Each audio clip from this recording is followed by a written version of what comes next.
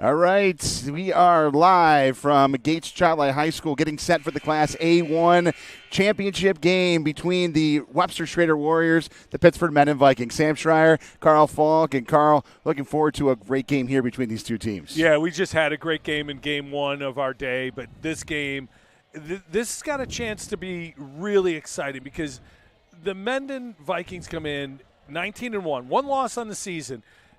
This has been expected of them, and they've got players that there are expectations of. But Schrader doesn't care about any of that. They come in beating their rival Thomas, feeling good about themselves, and they're looking to make a name for themselves today. Well, you saw when we and you'll hear in just a few minutes when we talk to Coach Nelly, for Mendon, only one loss on the season. They lost to Webster Thomas, and Webster Thomas was on quite an incredible run at that point. But that's only one loss in the past 2 seasons. They're on quite a run. Yeah, and they got a couple kids that really have made this happen. The one kid for sure is Jackson Green, and you're going to see a lot of Jackson Green today in many different ways. He's a basketball player who's not just a scorer.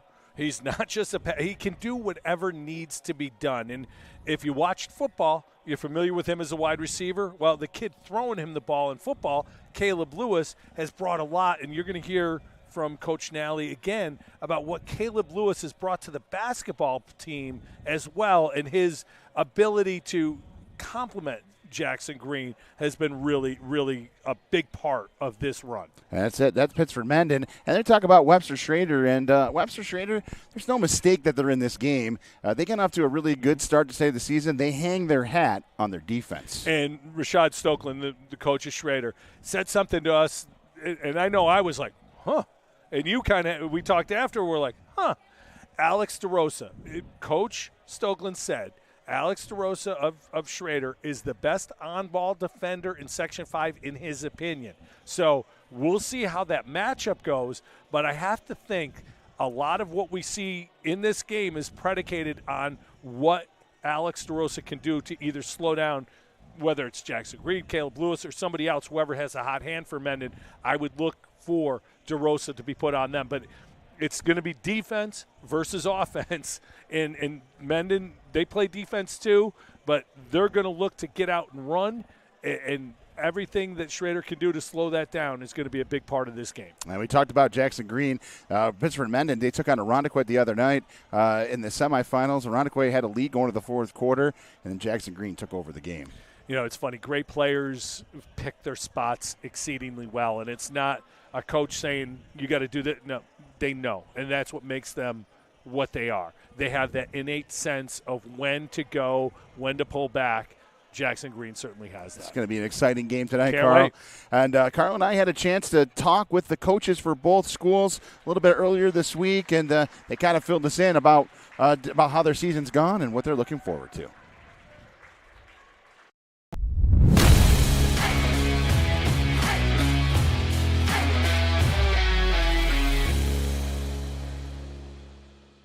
All right, we are getting set for the Class A1 championship game. It's the Webster Schroeder Warriors, the number 3 seed, against the Pittsford Mendon Vikings, the number 1 seed. And we're pleasure to be joined now by the head coach of the Pittsford Mendon Vikings, Bob Nelly. Coach Nelly, thanks for taking a few minutes with us tonight and talking to us about this game. No problem. Thanks for having us, guys. So, Coach Nelly, let's talk about the road to getting here. You guys have had quite a season. You guys have had quite a past 2 seasons, really. I mean, if you look at the bigger picture of things, and you're coming off last year, losing, arguably your best player, and you guys are back in the finals again. So tell us a little bit about the way the year's gone, about the past, and looking forward to the future. Yeah, certainly. We're fortunate to have a season last year, and we had a lot of success. We ended up going 15-0 and winning the sectional title. So made a bad situation pretty good. We did lose, a few seniors there that were a big part of that season, including Jacob. But we also, with that being said, we returned like 4 of our top 7 guys in our rotation. So as much as we were young coming back, those guys had, well, I wouldn't say a lot of experience, but 6 weeks of experience from last year playing varsity. and they really sort of gelled quickly. We found out really early on that they were a tight-knit group, and that always helps. You talk to any coach, and if the kids are a tight-knit group, things are just easier, in the locker room, and just the wanting to share the basketball and not caring who's scoring. So it makes the coaching job real easy. So got a real good group of kids that have come together really well. They work really hard. They're super coachable. And they're good basketball players. They're good all around athletes as well. So we got a full 20 game season in this year. We ended up going 19-1. Webster Thomas gave us a great game, about a month ago here, I guess, and beat us, and I think we responded well. We've won 9 games in a row since then, and had a good quarterfinal against Churchville and a tough Irondequoit game last night that we were fortunate to come out with a win, and looking forward to our matchup on Saturday. Bobby, we spoke before the season, and you knew you had a good group coming back. You knew you had talent. Jackson Green, obviously, is the centerpiece, and we talked about that. The season started out, obviously, like you thought it would. And I'm wondering, there's 2 ways to coach. You coach a team without expectations, and you coach them to exceed their expectations. I think in some ways it's got to be more difficult to coach a team with expectations and make sure they not only meet those, but exceed those expectations. Absolutely, Carl. I talk with coaches all the time, and when I first took over 7 years ago, there wasn't a lot of expectations, and we had great kids, and we battled hard, and we had some good wins, and each year we got a little better. And, looking at where we're at right now, every year is the stress just goes up monumentally. So I think there is a lot of expectations. When there are expectations, there's a lot of team, a lot of interviews, a lot of press, a lot of parent, buzz in the community. And so there's a lot more eyes on you. And so there's pressure. And so I find that my job and the coach's staff, these are still really young kids. You talk about Jackson Green, he's not even 16 and a half yet, so like those guys are really young. And so try and deal with the pressure of being really good and being one of the top teams around is tough, but we take it in stride, one game at a time, and think big picture, and it sort of helps. You guys were the hunted all year. You were predicted, like we said, the expectations were there. This is going to be no surprise. You're going to get Schroeder's best game on Saturday. You've gotten everybody's best game. I want to take you back to the Thomas game that you lost. I know you'll never agree there's a good loss, but I got to think practice was a little easier for you the week after that loss. Yeah, absolutely. My guys know that, I'm not one to say that there's a good loss, but, you're definitely right. It was a great wake-up call knowing that, if we didn't bring our A game, there's a lot of teams out here that are going to, give us a loss. So it was a very good wake-up call, and our guys reacted like I expected. They were probably more upset than I was after the loss. And, when I saw that, I knew that we were going to be in good shape. I knew that they were going to turn around and they were going to respond, and they were going to work harder, and they were going to come together even more. And they have, we've been battle tested. Like you said, we got a pretty tough schedule, and we're getting everyone's sick of, Mendon, in our league where, it's been like 4 years in a row. They're coming after us every game, and it's tough to get everyone's best shot, so I know Webster plays really hard. I've been watching a lot of film on them. They've had a great season. They're brand new to A1. They're coming from AA, so they're used to having to battle hard for anything, and so we know it'll be a tough game. When you look at the tape, this game, I'm sure, is going to be about matchups. And I know, Caleb Lewis and Jackson Green, 2 of your main guys, along with the top 7 or 8 that you play, they've all been playing together since Biddy basketball. When you look at the other side, the matchups that come against you, what do you see that, I don't want to say scares you because it shouldn't scare you, but intrigues you a little bit? Yeah, well, I said when I watch them, and the longer you get into this, and, I got kids in youth basketball right now, so I'm in the middle of it. I think this is a group from Webster that looks very similar to our guys. They've played together for a long time. They're friends. It's not a mixed match of guys that have just sort of come together and moved to Webster or, transferred in. It's guys that have played youth basketball together. So you see that they have chemistry on their team. Rashad has got those guys playing from what I think, I haven't seen them a lot in person this year, but a good brand of basketball. They have good spacing on the floor. They rebound well. They're fundamental. They got shooters. They play physical defense. They play man to man. They do it the right way. And they look very similar to our guys. They play hard. They're fundamental. And yeah, like you were saying, there's going to be some good matchups, I think. When you take the floor on Saturday, a lot of eyes are going to be on Jackson Green. He's a name as a basketball player, and we saw him in the football season as well. Great athlete, great kid. How do you, with a kid like that who is a little bit different, how do you go about preparing him for the big moment to not let the moment be too big for him, but let him embrace it as well?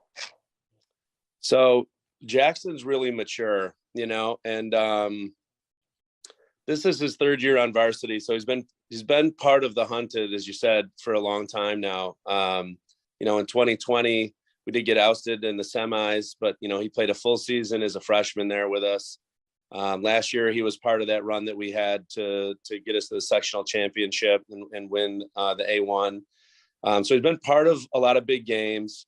He is just a gamer, in a lot of ways, he's more at ease than me. He doesn't get too amped up. He's really even keeled. And, when he was younger, I had to learn that. I was like, I like to get guys pumped up and I like to see it in their face. And when I didn't see it from Jackson, I was like a little worried. I'm like, are you in there, man? Are you, but what I've learned is he is super intense and he wants to win more than anybody but me. I'm not going to give him that win just yet. But he really manages his emotions really well. And I think the kids feed off him.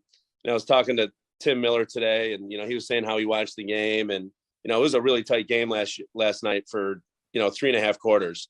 And he was saying one of the things that he noticed about our guys and even in his game is there's no change in our facial expression from our players. No, they don't look like they're up 20 when they're up 20. They don't look scared when they're down 4 late in the game. And so they just manage their emotions really well. And that, Carl, comes from Jackson, because that's how he is in practice. That's how he is in games. And these guys have played hundreds and hundreds of games with him.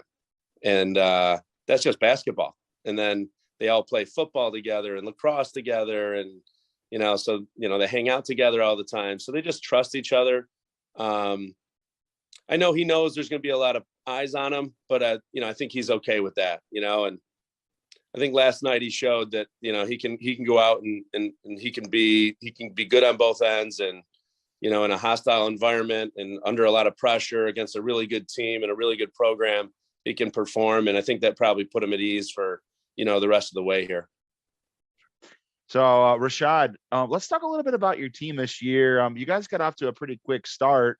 I think you were like about 3-0, and then you kind of, I think you had, well, you can tell us a little bit, but did you guys kind of hit a little bit of a pothole, and then you really started scoring a little bit more? And I thought that was the key to your season.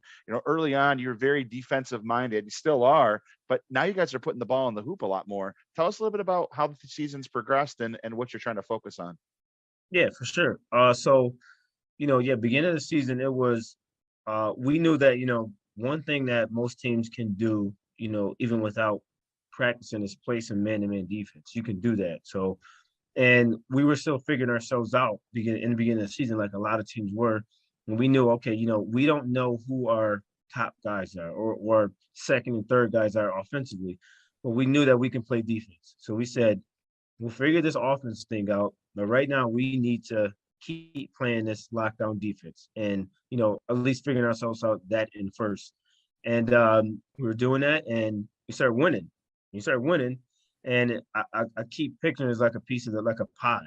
And certain guys get some of that pie, and we didn't, and then everybody kind of like wanted some of that pie, and we started to play a little more unselfish, and that's when we started to score less assists and more turnovers. The stats showed it, and then we started to just the losses helped us, losing helped us, it humbled us, and we had to go back to the drawing board and figure things out, and then start slow again. And then we realized, hey, we could depend on this person to get us buckets at this time. Yeah, we need to lean on this person a little bit more, this person a little bit less, and that's when we started to score more. And now we're at the point where, well, towards the end of the season, everybody knows everybody now. Nobody's no longer figuring it out. They know what they got. They're just trying to. You just got to play hard the whole game, and we're starting to realize that we know who our guys are. They know us. We know them. Who's going to be there at the end of the game. Who's gonna have the legs. Who's going to have the stamina. And that's where we're at. Rashad, you talked about trying to find out, who is that guy who's going to take you there. We know a few guys that you counted on, and they were there all year. Give me a name of a guy that maybe surprised you a little bit, that gave you more than you thought you were going to get from him this year. Our junior Gio Salesi. He in his first start, he scored 30 points, and we said, hey, we need a spark. Well, we were looking at him as a spark off the bench, and we said, hey, we need a spark right away. We can't wait for the bench anymore. So we put him in the rotation starting, and he surprised us. And he's doing what we knew he can do, but we didn't know that it was going to come this soon. We thought that he would maybe sprout a little bit more his senior year, but he's showing us now, coach, I'm ready now. Yeah. Did you see the offense in practice and try to figure out where was best for that offense to come in? Yeah, it was that we knew it. We like, man, he's got one of the prettiest, the best strokes, the most confident strokes on our team. But we're like, okay, who can we take some minutes from for him to find some more minutes? And matchup wise, we're always thinking defense first. Okay, we put him out there. Are we taking out a better defender and putting more offense in? And we said at this point, yeah, we are. And we said we everybody's got to pick up their defense because he's still learning his body and how he can move and who he can guard. And we said, well, we need to learn and figure that out while he's in the game. How important as the year went along was it? I mean, you got a 4-year starter in Nick Hallman and a 3-year starter in Ben Carey. Those two guys obviously are your experienced leaders, or 2 of your 4 captains.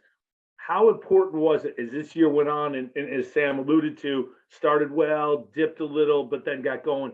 The leadership that those guys and the other seniors provided, how big was that for you guys? It was everything, honestly. Because when we hit that wall, we started losing. We really had to look to those guys to really remind us that it's a marathon and not a sprint, and not just to remind us, to show us that you can still go out there, be poised, and you can win games you can win close games. You put a press on and talk even more, find that second win. And those guys, they showed that, and that's why we were able to win some close games, some buzzer beater games, because those guys said, hey, we've been here before. We've been on the other end where we lost these type of games, and to really turn our season back around, we're going to have to win some of these games.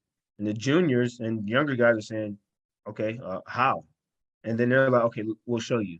And they just took the team, on their back, and we just been riding those guys. When I was doing the football season, both for Spectrum and Varsity Media, one of the things I like to talk to the coaches about was the uniqueness of last year and the abbreviated season and how it played into this year. For you guys, you didn't get a summer program 2 years ago, so you didn't get that time with the guys, but you had kind of a spring season, if you will, and then a full summer program, and then this year. So I ask you, what effect did that have on this team and the way it ultimately gelled together for you? Well, I'll take it back. So my last year coaching the freshman team at Schroeder, these guys are seniors now, and they were ninth graders, and we had some eighth graders up as well. They were seniors now, so I kind of had a glimpse of, what this team is capable of, and we had a very successful season that freshman year, and it was these guys, minus Hallman and Carey, but it was this group right here. So I kind of knew a little bit like what the structure would look like and who is a go-to guy and who's not. So it did hurt us to, because we were growing individually. We didn't have, like I said, we didn't have that time together to grow as a team. But I kind of had to just rely on, what I remember from those guys and what I thought they would be and go off of that. And we went into it with a little bit of okay, we kind of do know what we have here, and we were kind of waiting until we got together and added the pieces of the guys who were playing up, and now we're like, okay, I pictured this some years ago, and now we're here. Let's see if it works, and it's been kind of working.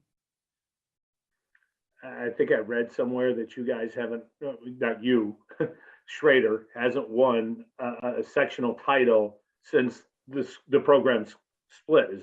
That's correct? That's correct. Yeah. Is I don't want to put pressure. Do you feel pressure that hey, I want to be that first one? I mean, obviously you want to get it, and this would be your first as a coach, but knowing the history of the school and going back to the legendary Webster coaches, this is a chance for you to make your mark a little bit too. You really, you don't want to put, I don't want to put too much pressure on the guys. I'll take that pressure. I'll take that right now, and I'll have the the sit down interviews and things. But with the guys, I just want them to.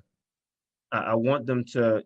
Of course, they know what's at stake. They can be the first. They see everything that we see online, but I do want it for the community and the kids. I'm in the building. I work there, so I see the kids. I hear the vibes, and well, I feel the vibes, and I hear the chatter and everything, and they deserve it. The community and the kids deserve it, and it's something for them to say. Always look back on and say, "Hey, I was a junior during that time, or I was a senior then, I was a freshman during that time," and then for the guys that are the students that were here before, to say, "Man, like I helped build that," because you know what, it's a process, and you want them to feel like they're a part of it, even when they're gone. So yes, there's pressure, but we are. It's just what we got to do.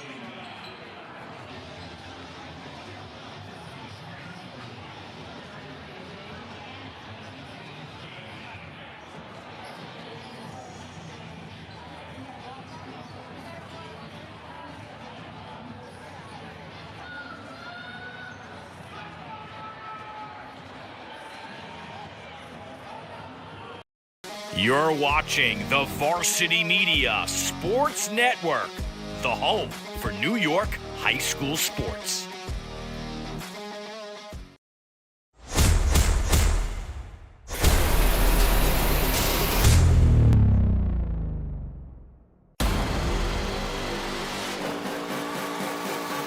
There he goes for Sean Baker. One man to feed. Collier can't get him.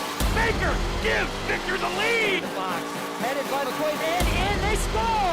The Braves get it back. Quick shot, and a score for San Diego. Wide open for Ozzy. He gets it. Touchdown, McQuaid. Punch, counter punch.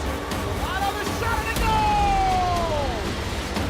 Dribble handoff to Shatters. What do you think? Bang! Brings heaven. Let's see, they shoot it. Score!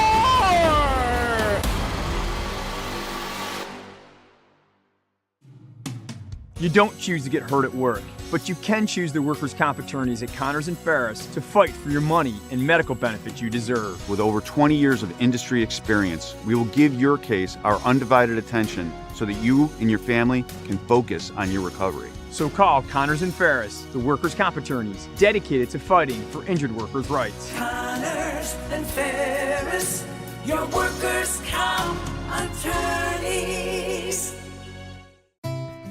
We're all searching for ways to connect.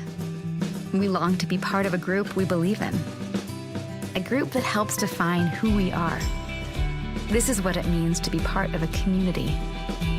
At M&T Bank, supporting all the important communities our customers are part of is nothing new. To enable, encourage, and empower people and communities to thrive, there's nothing more important. Rochester is a place for those who enjoy challenging themselves. It also is a place for someone who truly wants to be a surgeon, someone who wants to learn the full breadth of orthopedics. When you're in Rochester, you're going to be exposed to everything that modern orthopedists take care of. Exposure to world-class clinicians, world-class researchers, a culture that's focused on your education and professional development, combined with outstanding esprit de corps among the residents, and a wonderful place to live.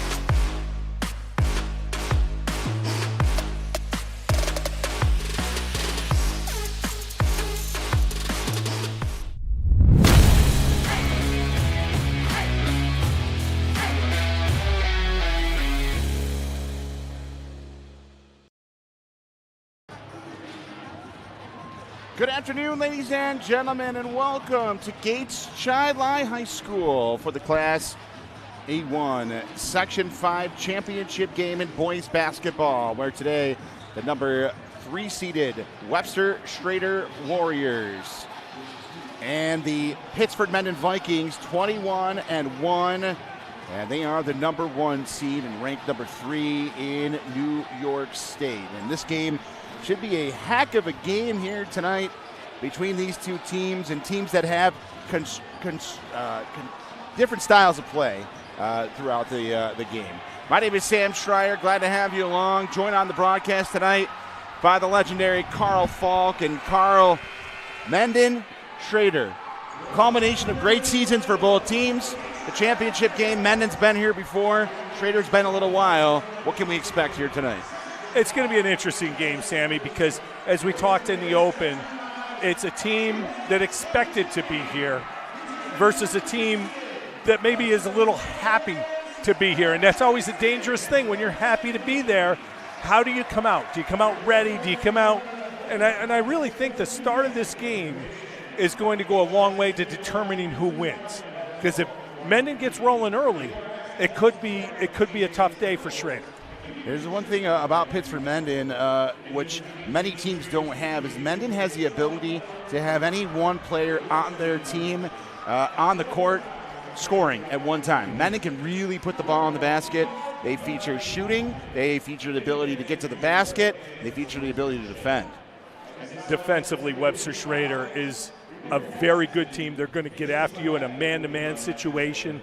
They're going to play hard, and they're going to get things done.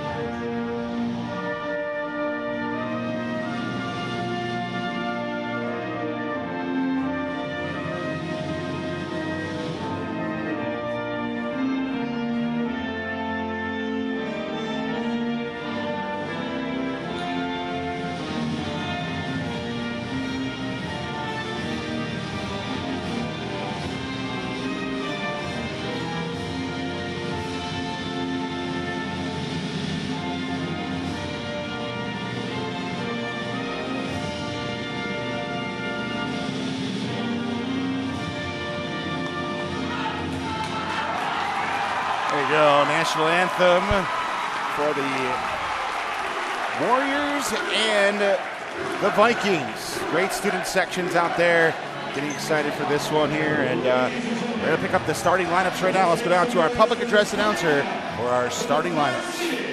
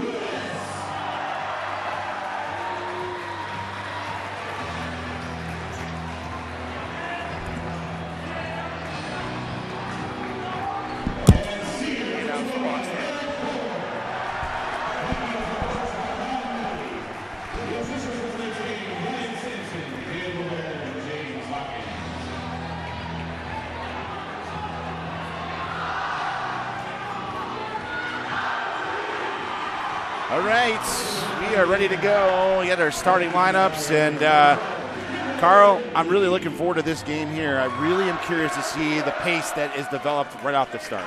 Yeah, and it's going to be interesting. And the matchup that I'm looking forward to, and I hope we get it, is Jackson Green and Alex DeRosa. Again, talking to the assistant coaches from Irondequoit just a little bit ago, they reaffirmed their confidence in Alex DeRosa. And everyone in Section 5 who's around the basketball programs knows about Jackson Green. So that's definitely the matchup to watch. Number 4 on number 4. And here we go. We're underway. The Vikings win the initial tip-off, and Jackson Green calling out the plays with the tip of his head to get things started. They run that dribble handoff. The Vikings try to set up the offense, faking a three, right to the basket, no good, as that shot's deflected, as Kroll went to the basket, and good defense right there by the Warriors. Yeah, and you're going to see that man-to-man defense the entire game from Schroeder. That's what they do. That's why they're here. They're not shying away from this situation whatsoever. They're going to aggressively attack in a man situation. There's the three-pointer right there for Gio Shalacy. And Coach Stoklosa talked about Shalacy being a guy that he didn't expect to contribute and has done so. Yeah, and that's an off-balance three. That's a high-difficulty shot and gets it to go. Jackson Green missing a three on the other side. The Warriors quickly back the other way. We're going to see this methodical offense for the Warriors. And the Warriors also try to match up man-to-man defense, as Carl said, and they get up in your face and try to limit the scoring down. Early in the year, they weren't scoring a ton of points. They were just defending really well. Now they're scoring and defending. And here you see that matchup on the other end, 4 versus 4, and early a foul on Jackson Green, something to keep an eye on certainly if he were to get himself in trouble. You see DeRosa here. Oh, I'm sorry, wrong highlight. That's the off-balance three by Gio Shalacy, and that was a heck of a shot. Looks even better on the replay. There you go from the out-of-bounds play. Quick inbounds, back up out top for three, rolls in and out on a Shalacy attempt there. Maybe a heat check 2 minutes into the game, I think so. minute and a half into the game. Yeah. Yeah, hey, if you make an off-balance one, you get an open one from a little deeper. Why not? Let it fly, young man. Jackson Green up court. Jackson Green at the top of the key. The pass off to Matt Woods. In the back, Woods for three is up and no good. Good box out by the Warriors. They're looking to run back the other way, and now they'll slow things up as the pass went to Shalacy. Shalacy off to McCaffrey. Kicks it off again. Shalacy in the corner to McCaffrey. Back up out around to Selena with a long three, and that's no good. And Caleb Lewis pulls down the rebound for the Vikings. 3 trips, three three-point shot attempts for the Webster Schroeder team. Look to be aggressive early, obviously, from the 3 line. There's another attempt there for Caleb Lewis. That's no good, and rebound back to the Warriors. Now back up on top again, Shalacy. This has the feel of both teams trying to get their legs right now, trying to get things going, figure out where to go for offense. You see the real good man-to-man defense by Mendon and forcing Schroeder to be very patient with 10 seconds left on the shot clock. Selena in the corner, it's tipped, and last touch by the Vikings. It'll stay with the Warriors. 6 seconds to go on the shot clock. From behind, front of the bench, Alex DeRosa will get the inbound here. Let's see if they set up a play in front of that bench. Doesn't take a lot to figure out what the defensive strategy for both teams are. Both teams going to man-to-man. Shot clock at 2. The long three, no good. Shot clock violation, and the defensive stop aided by the tip in the backcourt there. Yeah, very good defensive stand by Mendon. You know, that's the thing about this team. Everyone looks at them and thinks, you know, a high profile, a lot of offense, and they do have that, but they're also a very good defensive team as well. There's a little dribble handoff. Pass from Jackson Green, gets it inside. Little hook shot for Kidder Lindley, and the first points for the Vikings are scored by Kidder Lindley. And Lindley was a kid that Bobby Nelly talked to us about when we talked with him the other night, if you watched the pregame, somebody who he was really surprised and pleased with the development of. Little spin move in the lane for McCaffrey. The Vikings pull down the rebound. Jackson Green pull up from the foul line is long. Rebound to Lindley, stolen away by the Warriors. And they'll come back down the other way. 5 points almost halfway through the quarter, this opening quarter between the Warriors and the Vikings. There's a shot from the foul line. It's short, and rebound to Mendon. A little bit of a quick pull there by Shalacy on that one. A little bit off balance again, but I think in a game like this where you know you're going to have really tight man-to-man, sometimes the first shot's the best shot. There's another attempt for Kidder Lindley on a little hook shot. Went long, and rebound to the Warriors. It was a good look by Lindley, just didn't convert. Shalacy from inside the paint, turn around and scoring it, and a timeout for Bob Nelly and Pittsburgh Mendon. Actually, timeout Schroeder. Timeout Schroeder here, 30-second timeout for Webster. Yeah, I like the timeout there too by Rashad. I thought it was a nice set. They got a little nervous, ball got tipped away, but Shalacy picks it up, makes the bucket. You know, settle things down a little bit. It's again, this is a game that it's going to take a few minutes, I think, for the teams to find their footing. But I like when you're the hunter as opposed to the hunted, early on, calming things down, bringing everyone down, reminding them of the responsibilities, getting that defense set up and ready to go. I think it's very important. 3:52 to go in the opening quarter. Warriors with a 3-point lead. Jackson Green will inbounded here after the 30-second timeout for Webster. Warriors in the man-to-man defense. See if they look to change things up a little bit. And through it, they will. They just switch off of it and stay in that tough man-to-man. Ball's controlled by Kroll. Back to Green from just outside the foul line, and one shot and done. And the Warriors are right back the other way. And that's two shots Jackson Green's gotten, both around the foul line, and both pretty good looks, but both came up a little short. Ben Carey with a basket there for the Warriors, and it's a 5-point lead. Good patience by Carey. Has a little pump fake, lets the defense go by, makes a nice little mid-range shot. Mid-range game is not dead in high school basketball. That's off to Matt Woods. Is it out to London Hoyser? Hoyser looking through, a little dribble handoff to Jackson Green. Pops it back out to Caleb Lewis with a long shot. Rebound won't go, and a foul on the play, and called on the floor. Interesting if this is non-shooting foul. It was. That's interesting. I would have thought it was on the rebound and going back up, but apparently not. And we got a substitution for Webster coming into the game. Nick Howman, senior captain. He's back in, and also Ryan Dool in for the Vikings. Pittsburgh Mendon, you look at their roster up and down. Yeah, you don't see too many guys there that are losing either. So Vikings will return quite a bit for the next year. Their best players are juniors for the most part, so it's quite a run that Mendon has had over the last few years. Schroeder trying to break into that elite status with the win here today. Back out in the corner for Jackson Green.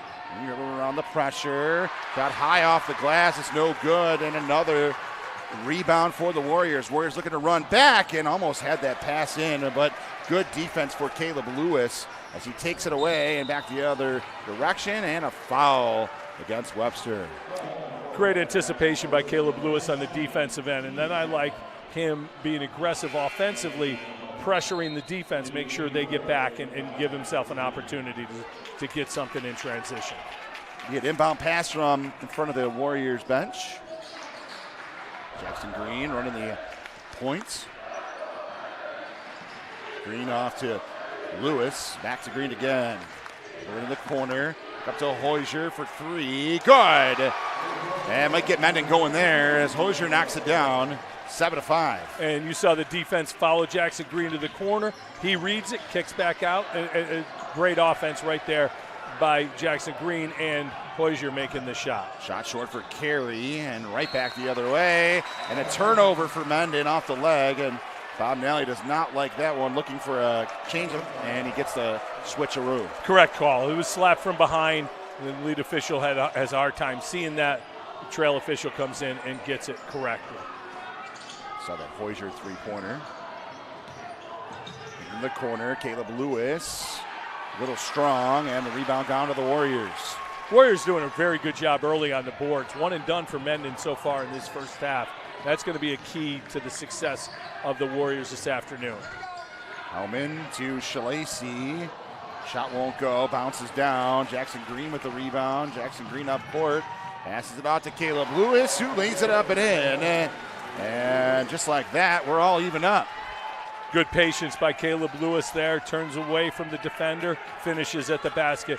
Well-run fast break by Jackson Green as well. Right now, the game is being dictated by the Warriors, who have the score where they want it, and they get a 3-and-1. Three-pointer from the corner. Wow, what a big shot that was. And immediately Bob Nelly calls in to get him out of the game, and with a substitution to get Hoyser out of there, and he is not happy with him. No, and Hoyser is running out at the man, but the one thing you can't do is you can't run through the man. You run by the man when you're running out at a three-point shooter. Didn't happen, and one big possession for the Warriors. Shalacy knocked it down, and Shalacy completes the 4-point play. And I was just saying the score is low, and this is where the Warriors want to keep it. Yeah. They're defense first team. We talked about it in the open. They're going to win this game if they play great defense and get enough offense. Into the basket, it's up, and a foul on the play. Good drive by Jackson Green, and to this point he's yet to be on the scoreboard, but getting himself to the free throw line, that's one of those things that real good scorers do when they don't score naturally. If you can get to the line, see the ball go through on a free throw, it might get yourself going. We'll see how this works out from here. Remember this 101 mark for Jackson Green. And that one's short. Been short. That first one. Been short on 3 of his shots and the free throw to this point. So, and sometimes this gym too can create that depth perception a little bit because you're not shooting up against that background. Second one is long, so he went a little stronger on that one and missed it too. Missed it to the left that time. Warriors have to set up the offense again. Benjamin Carey. Off to Selena. Shalacy to Carey. Real good defense right here by Mendon. Not severe ball pressure, but they're there, but they are face guarding the cutters. They're doing a lot of good things, and even there you see tough pass, tough entry pass. Might have been a little something from behind, but the defense caused that entry pass to be a little bit high. And a tip out of bounds, and they force the stop there. And so the Vikings will have a chance for one shot if they'd like it. And Hoyser back in the game with the ball in his hands, trying to move Jackson Green from the 1 to the 2, maybe take a little pressure off him and get him going offensively. Do get it into Green. Green tried to spin move. And the Vikings are going to get a score right there as Duel came in to get that one down. Real nice slip pass by Jackson Green. He's got the ball in the post, sees the cutter, recognizes it, delivers a nice pass, and Duzier finishes it. Carey goes up, and a foul on the play against the Vikings, and a tough blocking call there. The right call, but a tough time to take it with 0.8 of a second to go in the quarter. Yeah, you never want to call late in the shot clock, late in the quarter. It is what it is type thing, but now Schroeder gets a chance to pad their lead before the end of the first.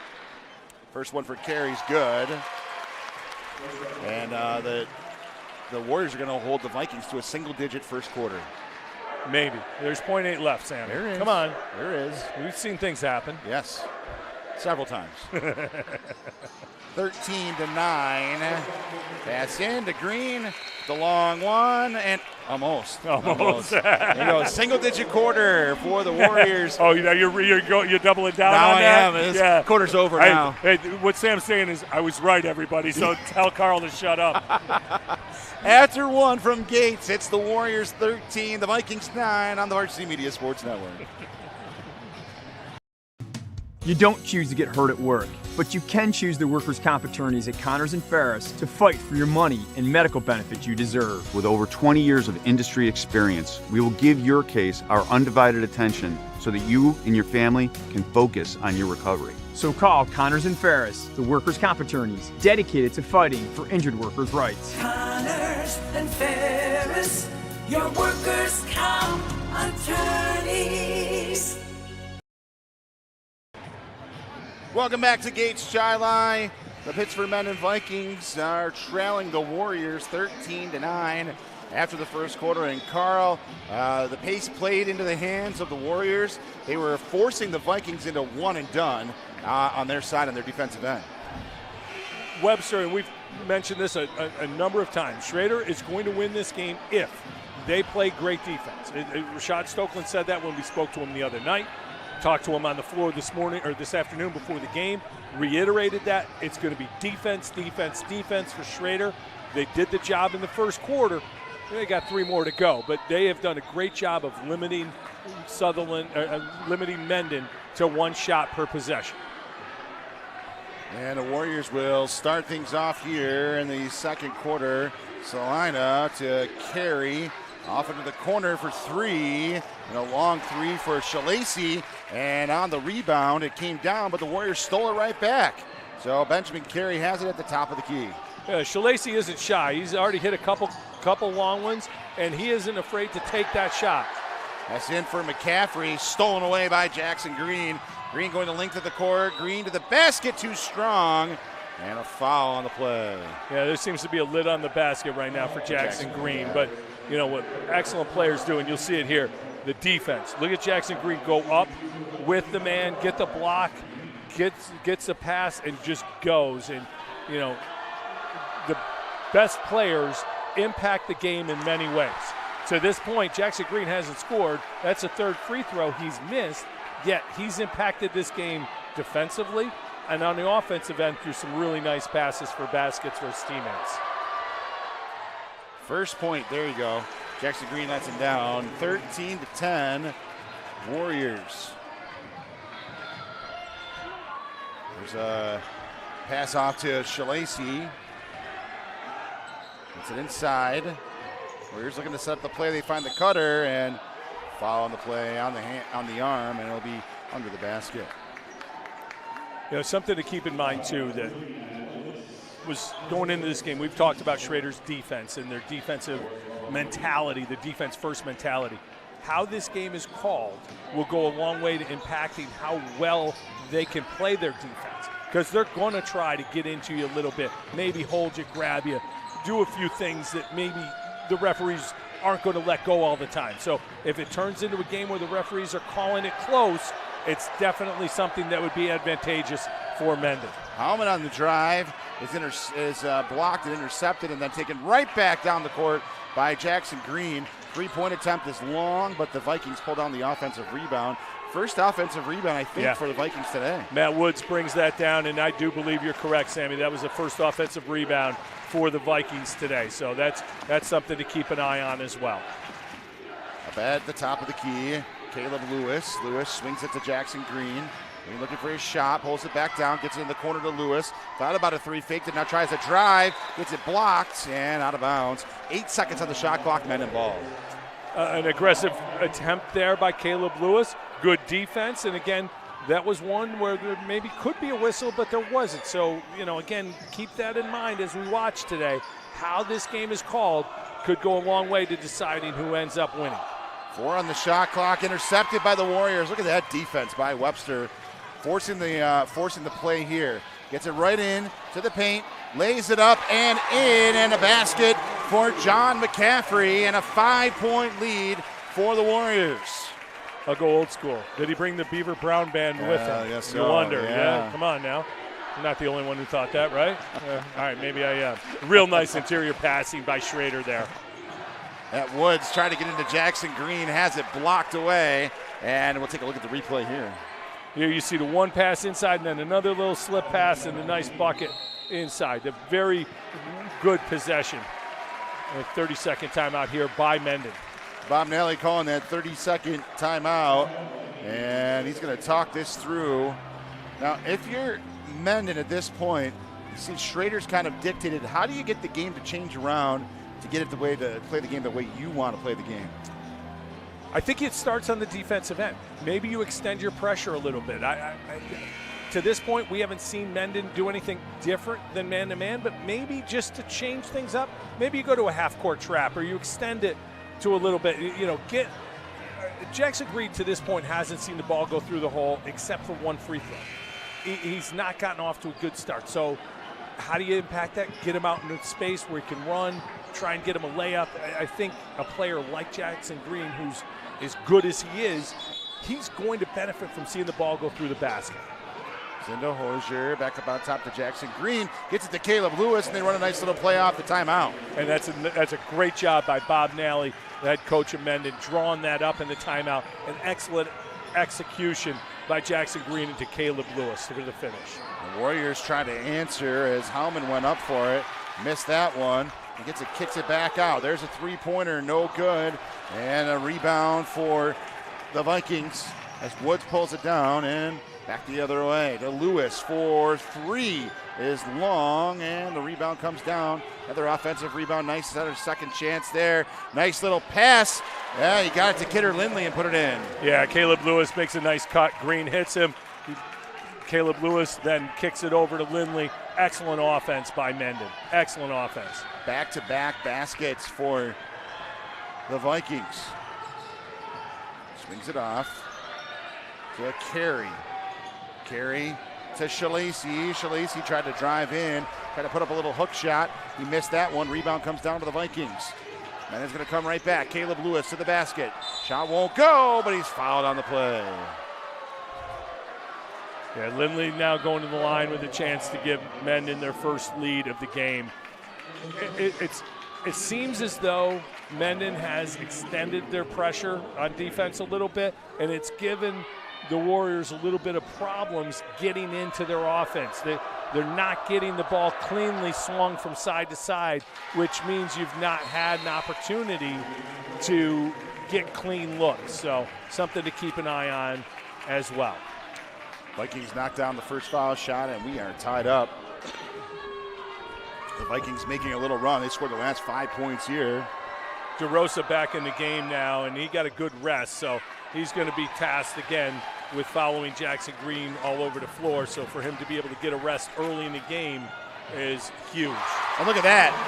Immediately a three-pointer to answer Benjamin Carey. Yeah, the Vikings run right there. Benjamin Carey's done a lot of really good stuff so far. He's grabbed a couple offensive rebounds. He's playing really good defense and hit a couple of shots. And that one, nobody stepped up to greet him, pulled up and knocked it down. Excellent.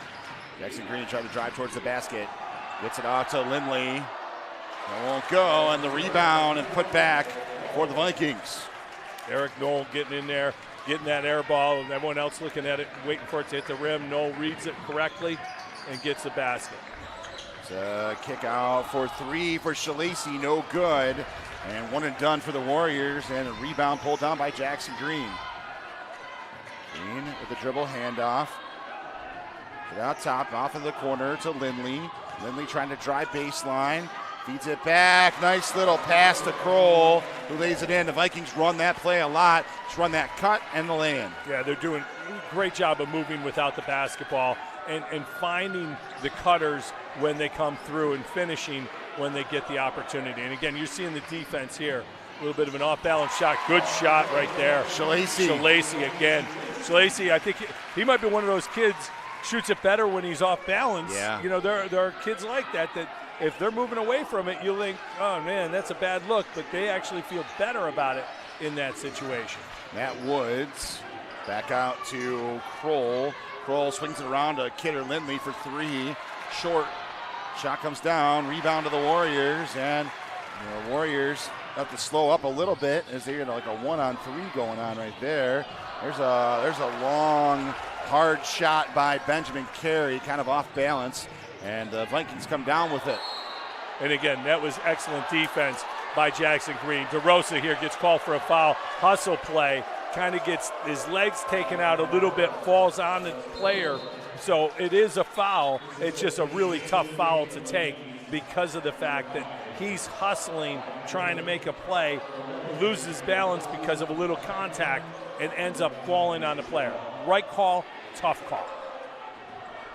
Out of bounds. Vikings with it here. Approaching 2.5 minutes to go in the first half. Warriors by one. Jackson Green for three. Good. That might get him going right there. It might. And you know, to his credit, we've seen probably 3 assists from Jackson Green. We've seen 3 or 4 rebounds. The last play with when Lindley went in there was a great defensive play by him. He's impacted this game, though he's only scored 4 points so far. There's a little floater for Benjamin Carey, and it ties the game. These two teams going punch for punch right now. All twos on the scoreboard. Yeah, very, very good start to this game by both squads. Both now getting into their offensive rhythm, beating the pressure defense and getting to the hole to get some better looks. And Benjamin Carey continues to impress.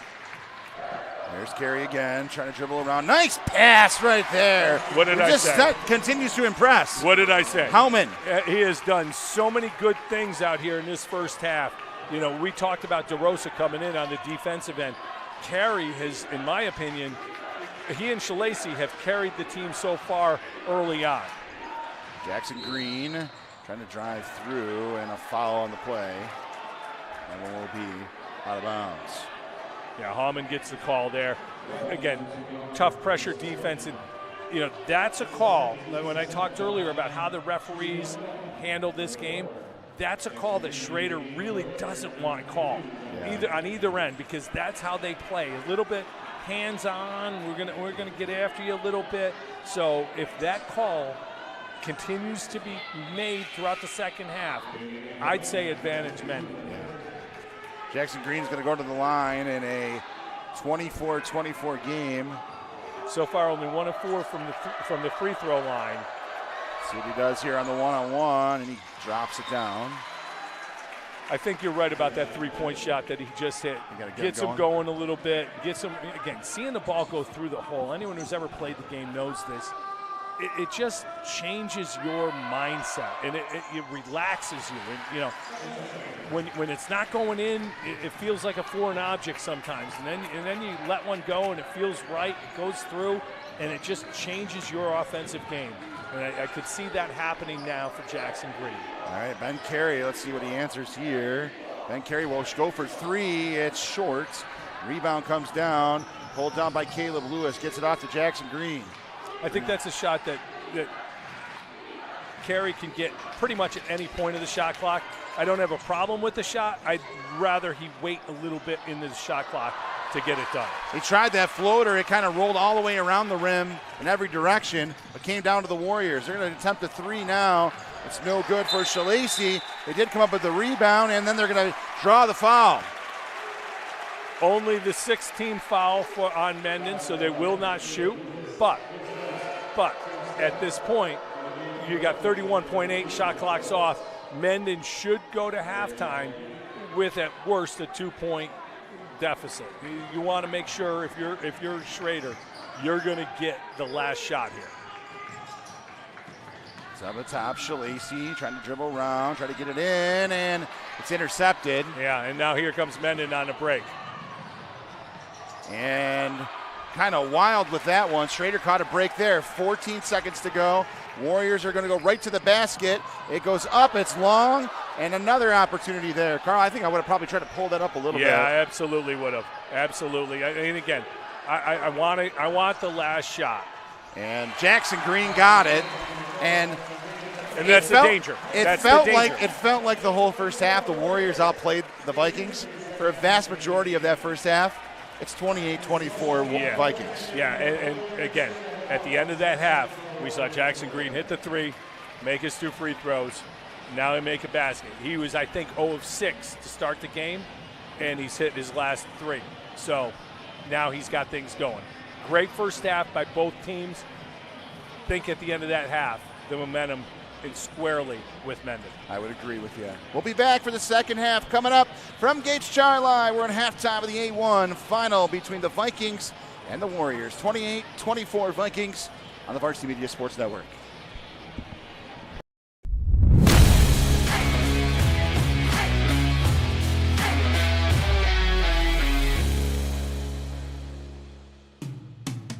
After you've been injured at work, you might feel like you're up against your employer. But the truth is, your employer isn't the opponent, the insurance company is. You need a workers' comp attorney with the knowledge and experience to maximize your benefits. Call Connors and Ferris today, as we have dedicated over 20 years of our professional careers to helping injured workers. Connors and Ferris, your workers' comp attorneys. We're all searching for ways to connect. We long to be part of a group we believe in. A group that helps define who we are. This is what it means to be part of a community. At M&T Bank, supporting all the important communities our customers are part of is nothing new. To enable, encourage, and empower people and communities to thrive, there's nothing more important. Varsity Media is the tri-state area's sports leader. We offer an array of services for any team, coach, player, athletic director, and parent. From game film to live streaming, we are available to cover your event anytime, any place. Looking for an enhanced experience? How about a professional broadcast with multiple camera angles, announcers, graphics, and instant replay? Need a highlight reel? We produce individual highlights for college recruiting and team highlight videos for end-of-season banquets. And when it comes to social media, nobody has you covered better than us. Hype videos, sideline highlights. We can tailor custom videos to make your team stand out on Facebook, Instagram, and Twitter. Why waste your time dealing with anyone else? When it comes to sports video, Varsity Media stands alone. Contact us at 516-403-2050 or online at varsitymedia.net.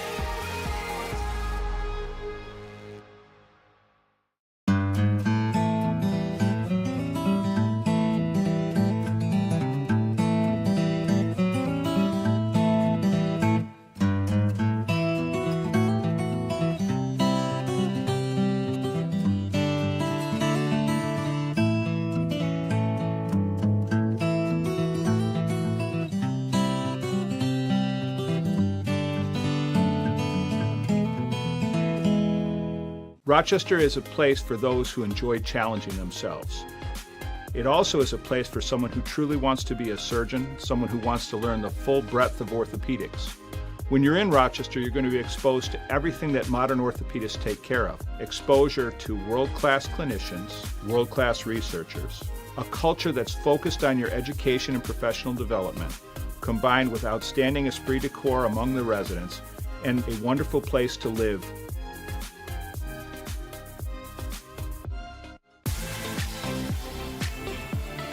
Looking for a great way to commemorate this season's sectionals?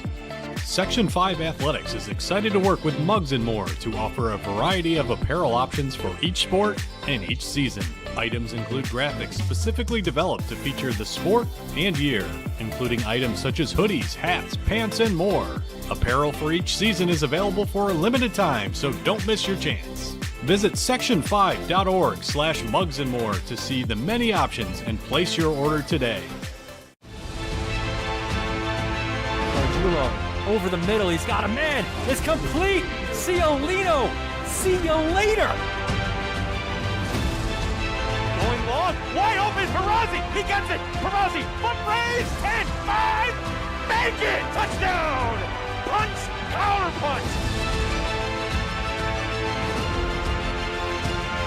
The trickery. Ryder gets it back. Goes over the top for Haberman. What a catch. Just Ross Simmons strips him. That's loose. And Ross Simmons is going to take this in the other direction. Make it. Touchdown. Touchdown East.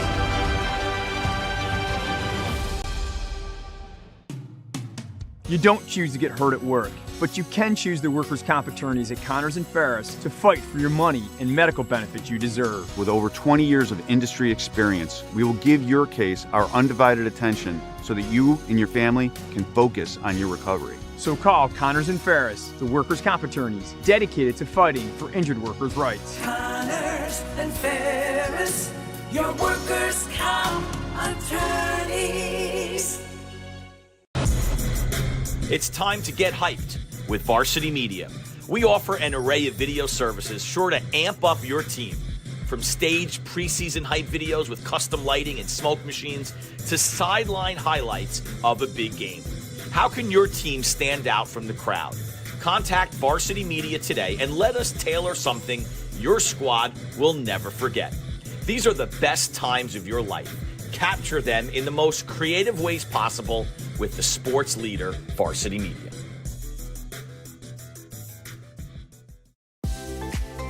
If you're interested in staying involved with the sports you've enjoyed over the years, we may have an opportunity for you. Section 5 Athletics is currently looking for officials for several sports. Serving as a Section 5 official provides a great way to stay active, contribute to the sports you love, and earn money while making your own schedule. Visit section5.org/officials for more information and to express your interest. Parents and athletes, why leave your college career in the hands of amateurs? Varsity Media produces professional college recruiting videos that you can use to help land a spot on the team.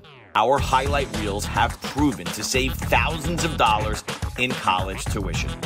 You've worked hard and put the effort into your high school athletic career. Don't take any chances when it comes to your future. Varsity Media has been producing college recruiting videos since 2010. We understand what college coaches are looking for, and our attention to detail on your highlights will separate your resume from others. Stand out from the crowd. We'll help showcase your talents. Contact Varsity Media today and order a college recruiting video.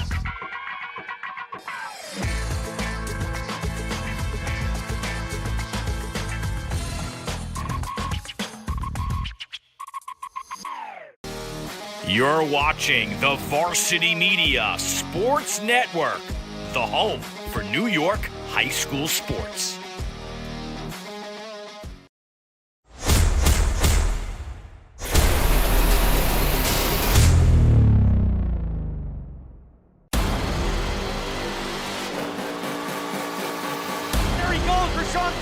One man to feed. Collier can't get him. Baker gives Victor the lead. The box headed by McQuaid and in they score. The Braves get it back. Quick shot. There's score for San Diego. Right open for Ozzie. He gets it. Touchdown McQuaid. Punch. Counter punch. Out on the shot and a goal. Dribble handoff to Shatters. What do you think? Bang. Brings heaven. Let's see. They shoot it. Score.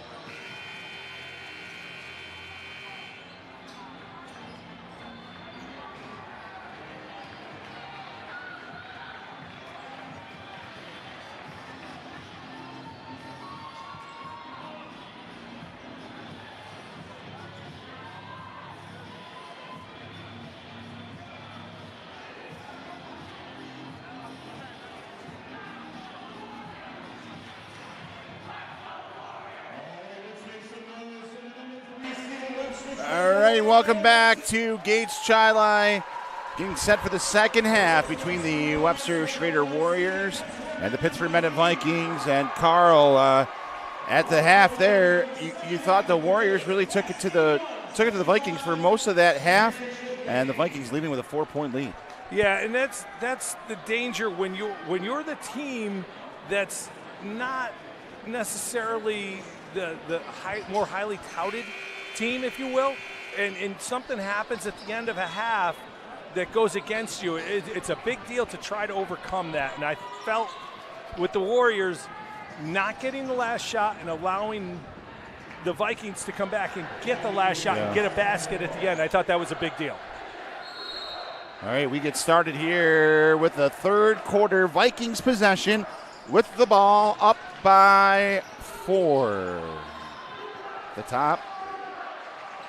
Nice little pass to Jackson Green.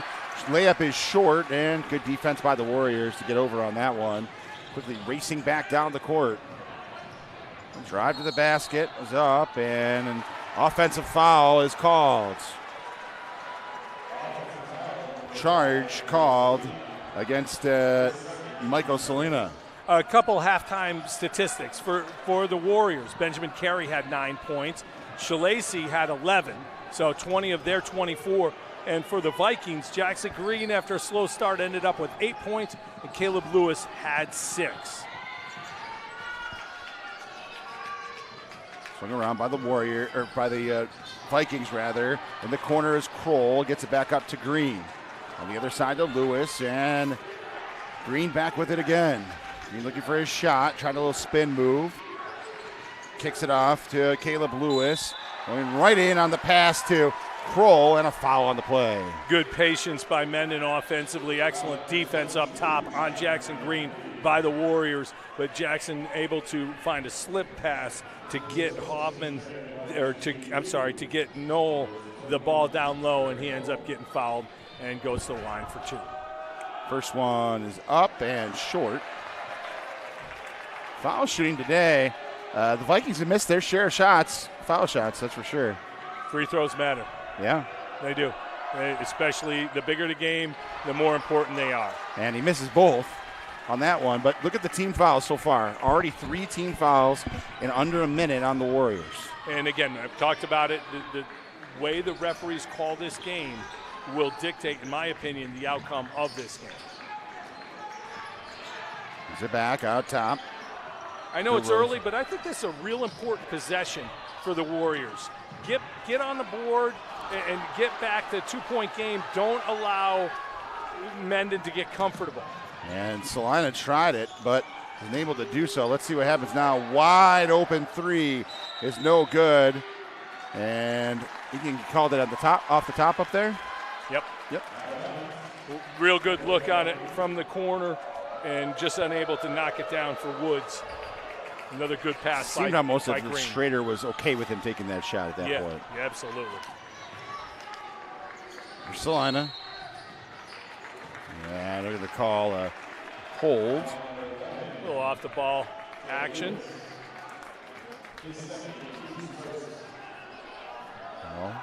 Second foul on him. First against the Vikings for the half. There's a nice little play. There you go. Carl, they were able to get the first points for them for that for the quarter. And like you said, important to get it back to 2. And important to get DeRosa going. He didn't have a great first half. Real good defensively, but didn't contribute much offensively. Maybe that'll get him going, be a little more aggressive as things go.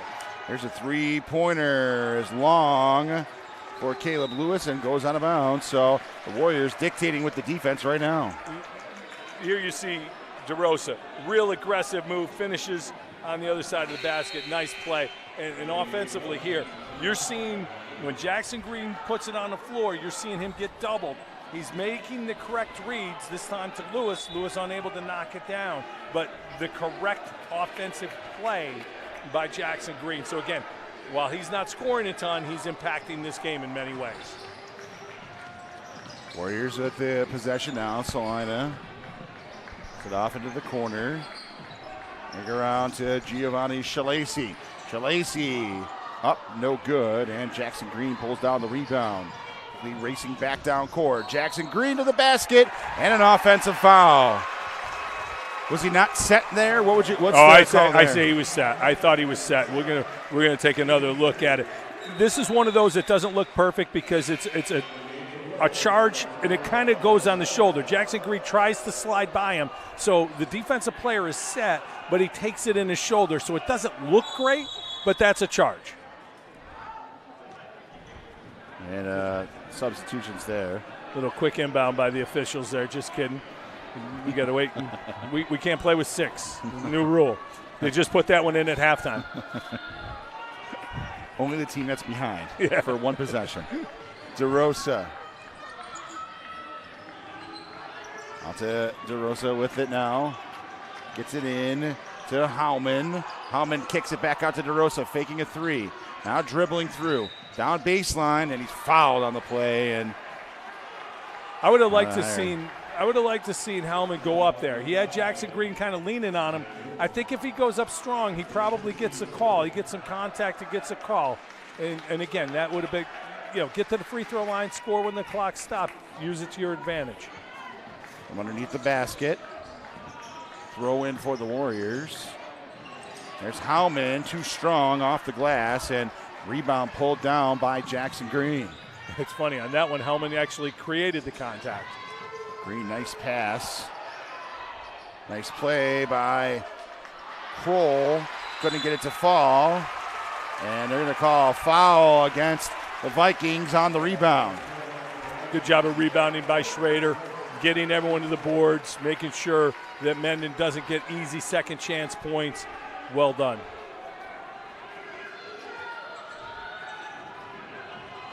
Court, here comes the Warriors now. Down 2, 4:43 to go, third quarter. Carey. Trying to dribble around Woods. Gets it back out to Shalacy. Shalacy for three is good. And the Warriors have regained the lead, 29-28. And Shalacy again with a tough shot. He's had some open ones he hasn't made, but the tougher the shot, it seems that they go down. So it's just something to watch. If they're looking for a shot at the end of the shot clock, I think Shalacy's the guy. And nice pass right there. They found Green found Kroll to lay it in. Good slip cut by Kroll. Yeah. Feels the defense, slips to the basket, goes up strong, finishes. Good job by Mendon there. There's Howman, and guarded by Green. Howman will drive to the basket. Green out of nowhere making that block. He just kind of wound up and hammered it away. Good sportsmanship by Green, helping him up after it too. Look at this. You see Hellman, that's a Shalacy shot. You see how tough that shot that was. Plenty of time on the shot clock here. 17. Pass out to DeRosa. Gets it in. I like DeRosa's. Yeah. I like Carey's game there. Yeah. Very patient when he gets it offensively. Doesn't seem phased by the pressure defense. He's had a couple nice finishes. Shalacy and Carey so far, the offensive show for the Warriors. Kroll out top, fed it to Green. Green shot is short. Vikings come up with the offensive rebound, and Kroll will lay it up and in, and the Vikings regain the lead. Yeah, tough play by McCaffrey there. He's trying to save it, but rule one in basketball, you don't save it under your own basket. And Alex DeRosa tried to go up for the layup, and he's fouled hard underneath, and it'll be two shots for the Warriors. Yeah, Duell got caught up in the air there and had no choice but to come down on his back, and DeRosa gets a chance at a couple free throws. Entertaining ball game, Sammy. It really is. Couldn't back and ask for forth, more. back and forth. We thought this one could be. The winner of this game is going to face East High on Wednesday night.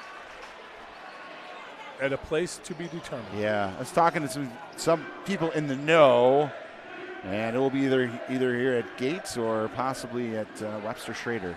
So both. Mendon would have to win for it to be at Schroeder. That's a way. Obviously. Yep. Great venues, so it'll be fun. And, I hope now that we seem to be moving out of this COVID thing, next year we're back at the big house where, in my opinion, these sectional championships belong. Yeah, I think that's the plan too. There's a little dribble handoff with a shot, a little pull-up from the lane, and the basket is good for Caleb Lewis, and teams trading baskets, trading leads back and forth. This time the Vikings lead it 34-33. That was real good, controlled offense by Caleb Lewis. Up on top, DeRosa, Alex DeRosa. DeRosa driving. There's a little kick out, and almost went in and pulled down. Warriors fighting for that rebound, and the Vikings come back up with it. And they catch them off here. And let's look at that. Look at that transition. And the transition, it kind of went back and forth, and the Vikings were able to get it in. Yeah, and, almost a tough, not almost, it was a tough break for the Warriors. They had two guys deflect the pass to Green. It becomes a loose ball, and they kind of bump each other off, and instead of coming up with a steal, they end up turning it over. There's a three-pointer, no good for Carey. Right back the other way. Here comes the Vikings. And they go up with it, no good. Rebound, Vikings get it again, and then a foul. Bob Nelly wanted a foul before that. Yeah, he did. He's getting a little excited over there, and this is danger time for the Warriors. They need to finish this third quarter within striking distance of the Vikings. They certainly have played with them, but this is where you kind of start to feel that momentum. And if they make both free throws, we're looking at a 5-point game. Schroeder's got to stay close, in my opinion. Caleb Lewis makes the first one. Up to a 4-point lead. Second shot for Lewis is good. It's 38-33. And a timeout for Rashad and the Webster Schroeder Warriors. It's a full timeout on the court. The lead opened up to 5 for the Vikings. And we'll be back on the Varsity Media Sports Network. Varsity Media is the tri-state area sports leader. We offer an array of services for any team, coach, player, athletic director, and parent. From game film to live streaming, we are available to cover your event anytime, any place. Looking for an enhanced experience? How about a professional broadcast with multiple camera angles, announcers, graphics, and instant replay? Need a highlight reel? We produce individual highlights for college recruiting and team highlight videos for end-of-season banquets. And when it comes to social media, nobody has you covered better than us. Hype videos, sideline highlights. We can tailor custom videos to make your team stand out on Facebook, Instagram, and Twitter. Why waste your time dealing with anyone else? When it comes to sports video, Varsity Media stands alone. Contact us at 516-403-2050 or online at varsitymedia.net.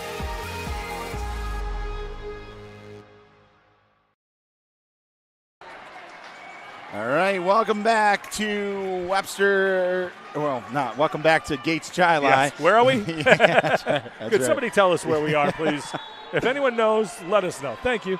Back inside the field house at Gates Chili. Warriors with the possession. Big possession here, Carl, for the Warriors right now. You need to generate some kind of offense off this timeout. Yeah, Coach Stokeland took the timeout to get his team settled down, and we have an offensive foul there, or a 5-second count. Sorry, not an offensive foul. 5-second count. So great defense again by Mendon, and the tide feels like it's turning, and it's important. It's last minute 35 of the third quarter. Very important for Schroeder to stay within striking distance.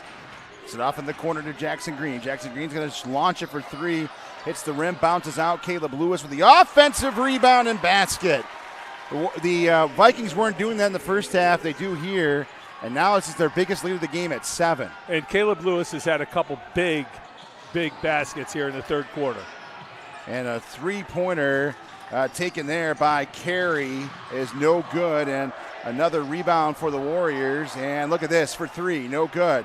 Rebound coming down, and a foul against the Vikings. Yeah, interesting there. There was an absolute train wreck in the middle of the lane. We had no call, and then when the long rebound comes out, you get a call. So Coach Nelly not happy about that. I'm sure if it went the other way, Coach Stokeland would not be happy about that. It's just the nature of the business. Sideline out of bounds. Inbounded to Ben Carey. Another big possession for the Warriors here. Got to get a bucket here, Sammy.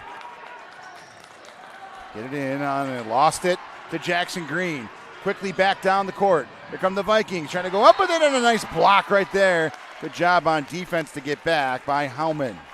Yeah, real good recovery defensively. Good help defense down at the other end. Creates the opportunity. Here you see the kick ahead and then the reach in to let it go. Look at that. Off of the out-of-bounds play. A nice little basket there for Kidder Lindley. It's a 9-point game. Right back the other way for the Warriors. Won't go. And big-time danger zone right now as the Vikings holding for one shot. They'll call a timeout to try to set things up. Yeah, 9-point lead. Shot clock off. Mendon in possession. They want to get one shot. They want to make sure they get the last shot of this quarter. This is an important possession for Schroeder. And I know I'm sounding a little bit like a broken record, but Schroeder doesn't have the ability to put a run on that's going to allow them to score 6 quick ones unanswered. That's just not they're a grinded out, methodical team. Defense first, run some plays offensively. So for them, it's harder to come back than, say, Mendon, who does have the ability to get out and run. So just the ball hasn't been going in the hole in this third quarter for Schroeder. They missed a couple open threes, miss a layup. It's just not gone down for them. Sideline out of bounds in front of their bench. Caleb Lewis gets it into Jackson Green. Yeah, I would expect Schroeder to sit back and not attack, and they're content to play defense here, get a stop, go to the fourth quarter, and see if they can change their fortunes there. 10 seconds to go. Green looking for a shot. The dribble handoff. Gets it into Caleb Lewis, up and in, and one. Wow. What a turnaround in this quarter for the Vikings. And that's excellent offensive basketball. Jackson Green with the pick and roll. He finds Lewis. Here you see it just cutting to the hole. That's excellent, excellent finish by Lewis. He's got a chance for an and one. And Caleb Lewis, who came into this game, is somebody that a contributor more than anything else. By my count, in this quarter, this would, if he makes the free throw, would be a 7th point and give him 13 overall for the game. Shot is up and good. 45-33. And Warriors will take it right down. Carey launches one and just missed that one. Well, a big run for the Vikings to end the third quarter. At the end of 3, it's the Vikings 45, the Warriors 33. Back with the fourth quarter next on the Varsity Media Sports Network.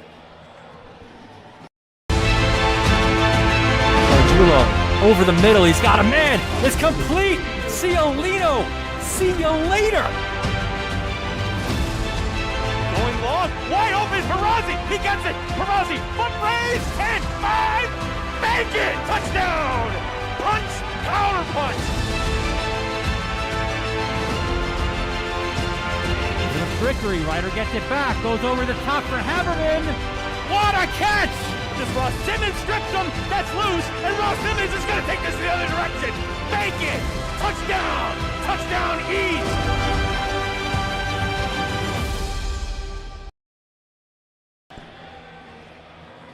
Now, welcome back to Gates Chai, where the Warriors are trailing the Vikings 45-33. And a big end of the third quarter, Carl, and that run by the Vikings.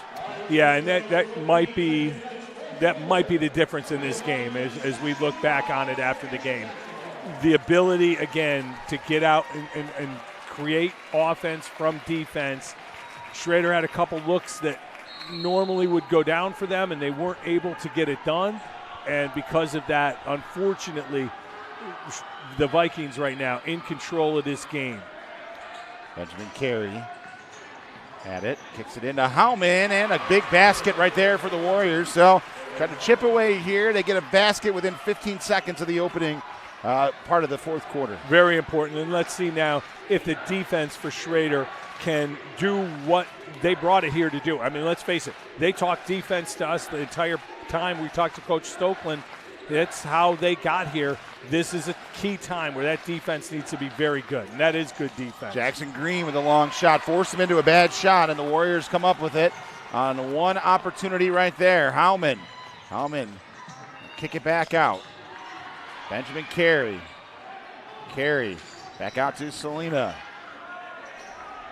Down to Howman. And looking through. Howman back to Carey again. 10 seconds on the shot clock. Got to get a score here. And they do. Benjamin Carey, so 4 points, 4 big points, and the lead's back to single digits. Yeah, and again, now it's time for a stop. And can you continue to get stops to give yourself a chance to get back in this game? All right, Caleb Lewis has it up out top, around to Jackson Green with a dribble handoff. Back to Green again. Around to Matt Woods. Woods fires it back up top to Duel. Got a pass, almost tipped away, but it went back to Duel again. Duel looking for his shot. And Duel kicks it back out to Lindley. Now back to Jackson Green. 2, knocked down to 1 for 3, hits front rim. Warriors come down with the rebound. Warriors with numbers, Warriors to the basket. And it went up for it was Ben Carey, and he had it blocked at the last second. Good job by Caleb Lewis, forcing him to go to his offhand. Wasn't able to get the shot off and was kind of under the basket when he went up with it. So good defense by Caleb Lewis there. Up top, taken by Lindley. Caleb Lewis. Back to Lindley again. Get back. Lewis with a little pull-up, mid-range pull-up there. And a timeout on the courts. And taken by the Vikings. A full timeout coming up. Another real good controlled offensive possession for the Vikings and Caleb Lewis.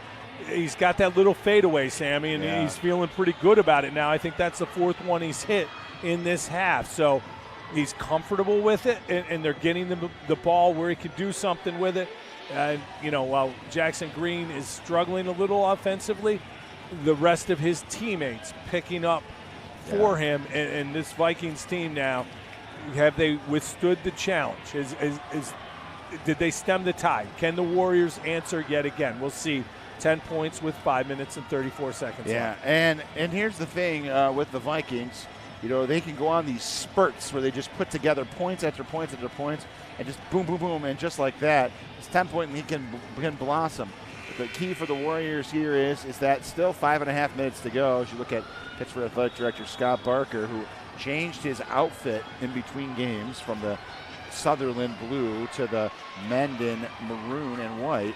The key for the Warriors here is to string together those baskets. I got to speak to Scott Barker at halftime, and I said, have you gotten to enjoy the day yet? I mean, when you have 2 schools playing in the sectional champion and you're the AD, you should be able to enjoy it. And he said, yeah. He said, I'm starting to. I just got to make sure everyone behaves and we get out of here. And he's got another one, too. The men and girls play tonight. So aren't they top-ranked as well, I believe? They are, and they're playing Schroeder as well. And there's a layup. Good answer. Yeah. Big basket right there for the Warriors. Jonathan McCaffrey. McCaffrey with a good answer there. Really nice play drawn up at that timeout by Coach Stoklosa. And the Warriors hanging around. And right back the other way. Caleb Lewis puts it in, and it's back to a 10-point game now at 5 minutes to go in the 4th. And another really nice slip cut by Caleb Lewis. He's got a great feel. And there's Caleb Lewis taking a charge. That was extremely well done defensively. Slide over, beat the man to the spot. Textbook. Let's see if we can take a look back at it. Here you see Lewis read it, get over there in plenty of time. Textbook charge. Textbook charge. All right. Yep. James Hawkins. You questioning my guy Hawk? Come on now. Yeah, that's Hawk right. got that one right 100%. Yes, he did. Green has it in the corner. Looking for his shot. Finds man driving baseline. It's up, no go. Another opportunity for Duel and a foul on the play as Eric Kroll will take that foul. And Kroll will go to the line and shoot 2. And right now, the momentum is all with the Vikings. And we're seeing some offensive rebounding now by the Vikings that we didn't see early in the game. They're starting to be impactful on the offensive boards. And, when you're the team that's behind, the team that's ahead misses, you can't let them get another possession. You've got to get every offensive rebound. So Schroeder, it's imperative that they get those rebounds. They didn't here. Now Kroll goes to the line, has a chance for another free throw. First one, no good for Kroll. Second one is good. Interesting shot there for Kroll. Yep.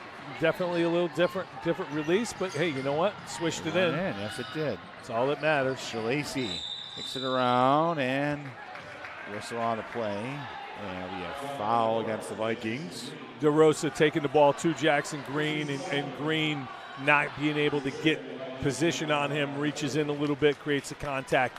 And this is a big thing for the Warriors to be able to get to the free throw line and get themselves some points, hopefully, with the shot clock, and they do. And a one-on-one. And a chance to get it back under 10. Second shot, good. 50-41. And back to a 9-point game with 4:20 to go. So if you're Webster here, got a timeout, and you want to make sure that you're on the defensive end, going to play through this possession here, right, Carl? Plenty of timeouts left. Each team has 3, so good time to get a timeout to set your defense. And again, this is where, you're down 9. You've got to get stops. You've got to get stops. You've got to get every loose ball, every rebound. Possessions are huge with 4 minutes left in this game, down 9. So good job, in my opinion, by Coach Stoklosa to call a timeout, set your defense, get your guys a little breather before they get out there and hopefully turn that defense up even more. If you're Mendon, you got to keep doing what you're doing. The movement offensively has been great. Coach Nelly's got them doing that dribble handoff and a lot of off-ball movement, and they've gotten some really good looks. And in the second half, Sammy, it's been Caleb Lewis. And you take a look at the tournament to get here. The Vikings defeated the Irondequoit Eagles 62-47. I should have read that for you. I'm sorry. That's okay. you just pointed, and you were excited for me to. I didn't think of it, and I should have. I'm a bad teammate. I'm a very selfish player. Schroeder defeated Thomas 61-46. Was that easier to read for you? Yeah, that was much easier. Yeah, much easier. Much easier. Hey, the Eagles. They battled. You guys had a good season, and Coach Carden gets his 500th career win. Absolutely amazing. In spite of my bad refereeing, he got to 500. So congrats to Coach Carden and the Irondequoit Eagles on an excellent season. Jackson Green. It's it off to Caleb Lewis. Anchor on to Eric Kroll. Get back up around to that Woods. Up in the corner. Woods, and I'll take a 3. Warriors don't mind that shot right there. I think they were letting them go the whole way. They're going to go ring the length of the court and lay it up and in. Great look ahead by DeRosa. Comes down with the rebound, looks ahead, throws it ahead. Easy bucket, well done by Schroeder. They get the stop, and now they cut it to 7, and this is a huge possession defensively for Schroeder. And you see, they're up. They are up into the guys. Jackson Green fighting for it. He goes up for it, and the Warriors wanted a offensive foul there, but I think Green did a good job to draw that contact. Here's the last play right here. Yeah, you see the look ahead, and off the wrong foot, looked a little different, but you know what? Ball goes through the hole. It's all that matters. And that's a huge foul because that's the 5th foul on Alex DeRosa, who we talked about him coming in the matchup 4-on-4. He is now fouled out of this game, and credit to Jackson Green for putting the pressure on him defensively. DeRosa didn't like the call. He's still saying something about it. Thought he got all ball, and you see assistant coach David Connolly over there settling the young man down because there's a lot of game left here, and DeRosa can't let his emotions and his displeasure with that call create a situation that's going to hurt his team. Let's see if that was first shot. Good. Green makes the first. Yep. Second one up. And good, and back to a 9-point game. So let's see how the Warriors operate without DeRosa now. That's kicked off to Salina. Has it to Shalacy. Now to Salina. Dribbling through. There's a 3. Good. Boy, that was a nice release, Sandy. Yeah, real nice release. Ben Carey with the 3. And it's 52-46. And they almost had a stop there. They had a tip and just went out of bounds. Yeah, that was a tough break right there for the Warriors. Kroll lost it a little bit, and it looked like it was going to go out of bounds, but Carey reacted and just got a finger on it before it goes out. 6-point game. Need a stop. Into Green. Green driving baseline again. Green uses that window. He's just so quick to the basket. And he just makes things happen. And you're starting to see Jackson Green again impart himself on this game. That one went up as Carey came back the other way, and that one didn't fall. And Carey will go to the line and shoot 2. Try to get this back to a 6-point game. Still within striking distance for the Warriors. And they're going to have to come up big on the defensive end. And right now, Jackson Green imposing his will. First shot is no good, a little strong.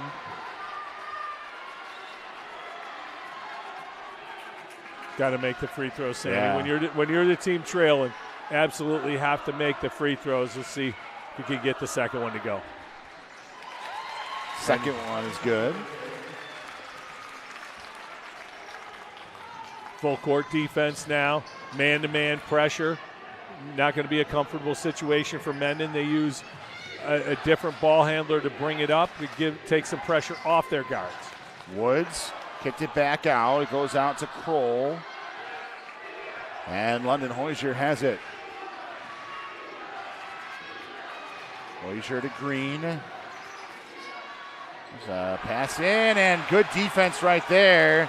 And the Warriors are going to come back the other way. 54-47. And a big basket for Ben Carey. Gets it down to 5. With 2:09 to go. And a little bit of a touch foul there, which is going to send Mendon to the line. Hoyser going to go to the line on this one. Didn't seem like a whole lot of contact. And again, this is what we talked about before the game. Yeah. The referees, how they interpret contact and how they decide whether or not. You saw Bobby Nelly talking and probably saying the same thing to James Hawkins that you and I are saying to each other. But big free throws here for Hoyser. And he hits the first of the front end of the one-on-one. Second shot coming up. 6-point lead at this point. Big free throw. Got it. 3-possession game. 2 minutes to go. Here we go. Warrior. Yeah. But I might go Caleb Lewis at this point because in the second half, when they got on that run, he had 2 or 3 of those little fadeaways that he hit that I think kind of changed the game. But it'll be interesting to see. I'm sure they'll make a better choice than I would have. That's why we're up here. Yeah. And they're there. Yeah. I don't like to answer the questions. I just like to talk about the answer. That's right. That's right. Much less pressure that way. And I haven't yelled at you today, so I think you've gone pretty well without getting yelled at today. You know, it's the first championship Saturday that I've gone to that I haven't been yelled at. Yeah. Because normally I'm the one getting on the court. Getting yelled at. So this is a very nice change of pace, a lot more relaxing. Thanks for having me, Varsity Media. Yes, sir. I appreciate it greatly. All right, Caleb Lewis from underneath the basket. Vikings took it all off, and the Warriors are going to have to foul here. They get it in, and trying to go for the steal is Howman, and Howman will foul Jackson Green. And Rashad is all the way up in his face. Rashad's going to get a tee here. They're walking him back. A lot of restraint Rashad right here by upset. the official. A lot of restraint. Oh. Rashad just threw the chair down. Yep. Rashad really, really, really upset here. I think it kind of went back to the DeRosa call. I would agree. And I think this is the 5th foul now on another one of his players. Hallman has fouled out. And he just got now a the technical foul. And now the technical foul. And, you know, the frustration, you get to the end of the season and you sense it. Even though it's a 7-point game, now we're going to shoot 4 free throws. It's going to be Mendon's ball coming out of bounds.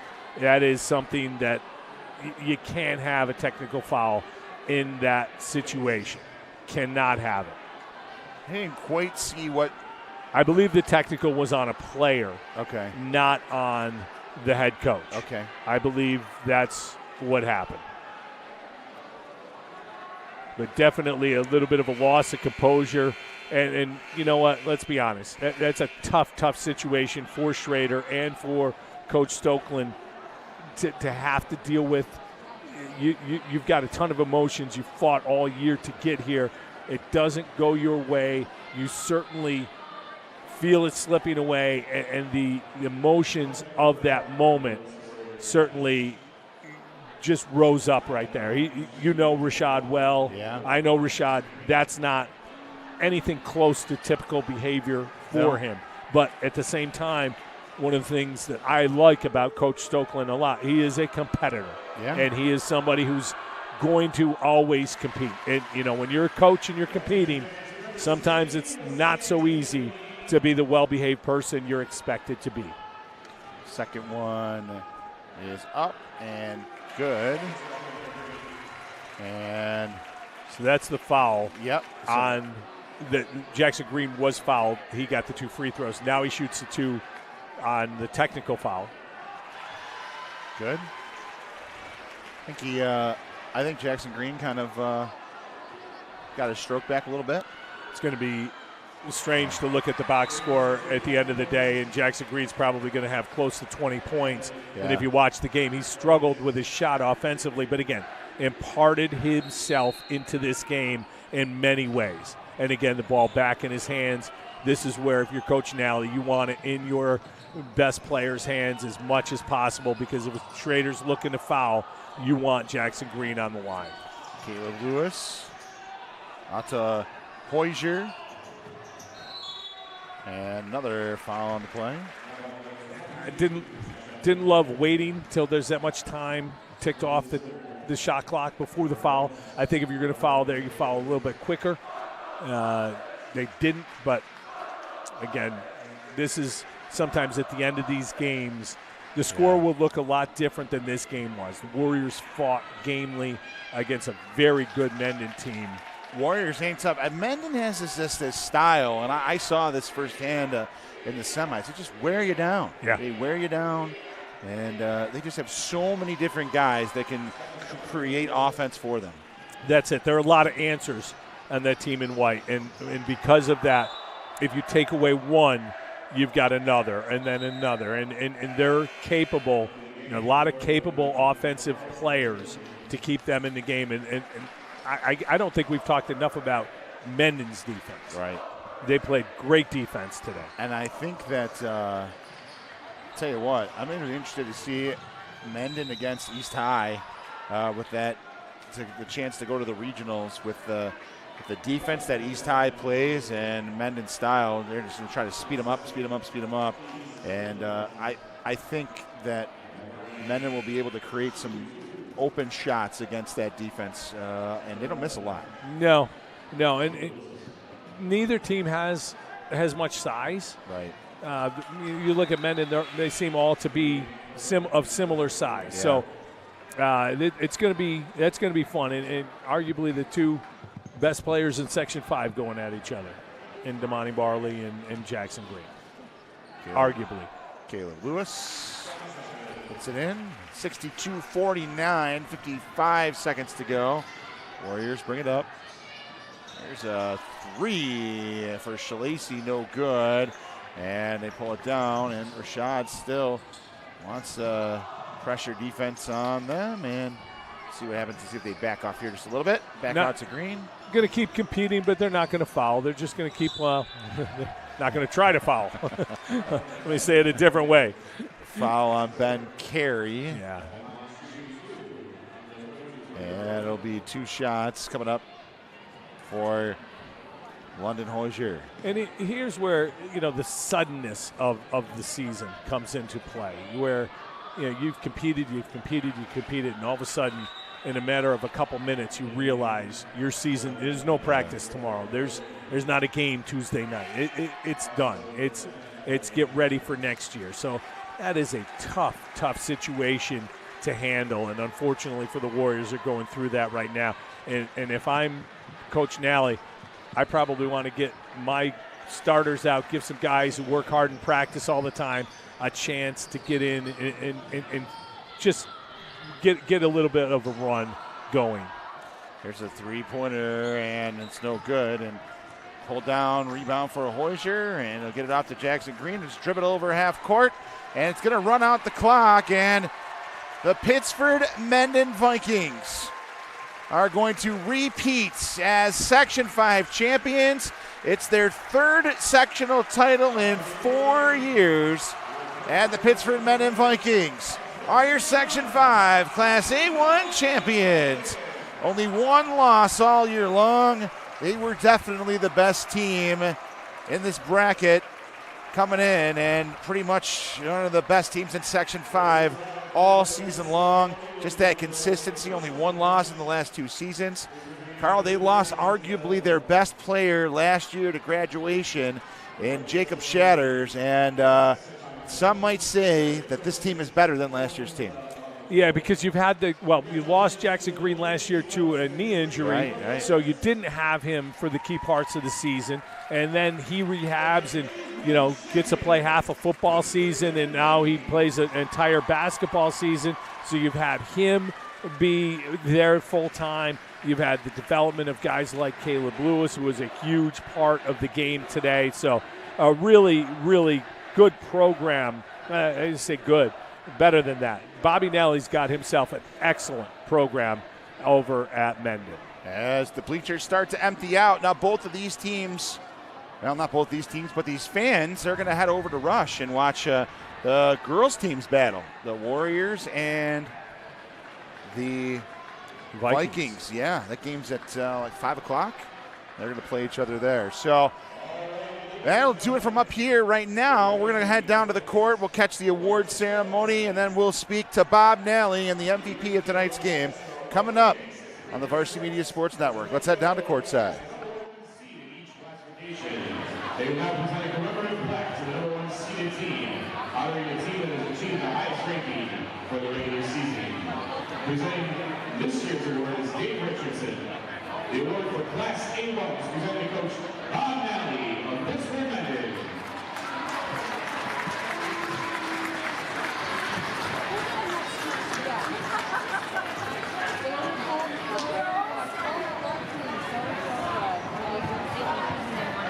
The Bucket Mills Coach of the Year Award in memory of Tom Downey is sponsored by the Bucket Mills of Penyan. It is presented annually to the coach in each of the 10 classifications, and whose opinion of his coaching peers is the Coach of the Year in his respective classification. This award is being presented by Randy Troga. This year's Pickett Mills Coach of the Year Award in A1 is presented to Coach Griffin Kohler of Webster Ties.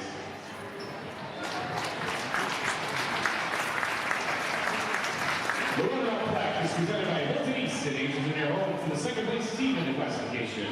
This year's runner-up award goes to Class A2 goes to the Webster Schroeder Warriors. Will the coaching captains of Webster Schroeder please come forward to accept the award?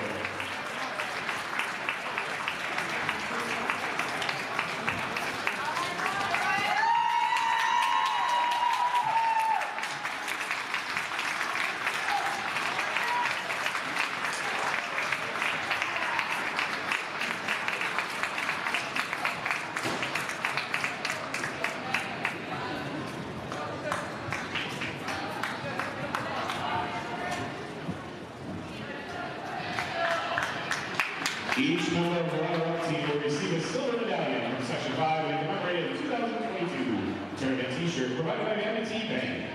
Representing M&T Bank are Dan Goodman and George Tunis and Mike Richards. Will the members of the Warriors of Webster Schroeder High School please come forward when your name is called? Number 1, Porta Cavallacci. Number 2, Anthony DeRosa. Number 3, Tyler Race. Number 4, Alex DeRosa. Number 5, Michael Selena. Number 7, Benjamin Carey. Number 11, Dominic Mancuso. Number 12, Matthew Selena. Number 13, Jack Cannon. Number 14, Jake Inslee. Number 15, Giovanni Shalisi. Number 20, Nathan Kennedy. Number 21, Nicholas Hellman. Number 22, Jonathan McCaffrey. Number 23, Drew Pagano. And number 24, Lance Coates.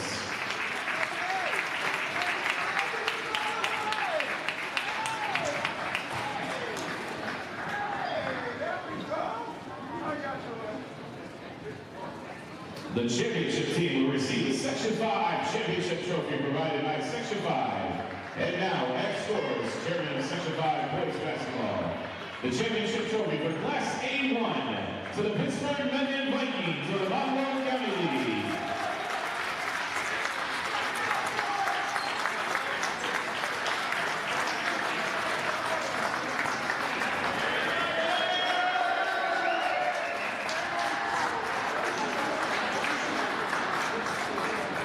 Ladies and gentlemen, the tournament committee is proud to present a special award named in the honor of former chairman, Section 5 boys basketball, Bill Ferrero, and sponsored by the McLean Associates, the winning coach in each classification. Sandy Swing is proud to pronounce this year's Class A1 Bill Ferrero Memorial Championship Coaching Award to Coach Bob Nelly from Pittsburgh, Mendon.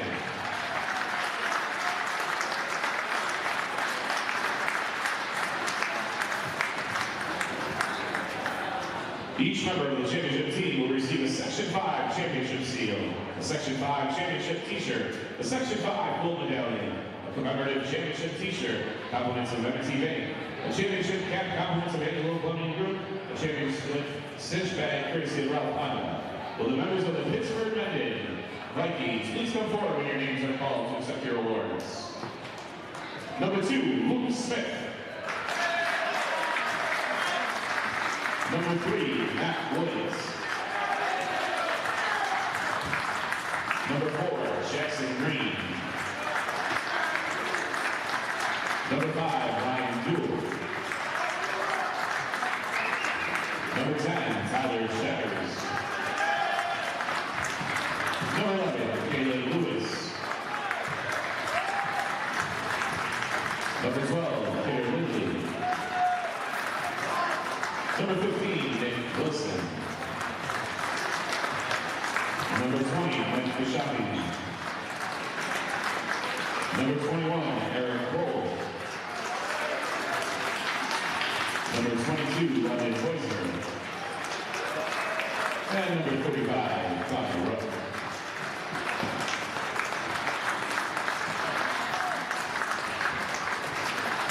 Greater Living Architecture is providing sportsmanship awards to players from each finalist in each classification who best exemplify good sportsmanship both on and off the court. This award is being presented by Dave Richardson. This year's Greater Living Architecture Sportsmanship Award are presented to Nicholas Holman from Webster Schroeder and Eric Bell from Pittsburgh Mendon.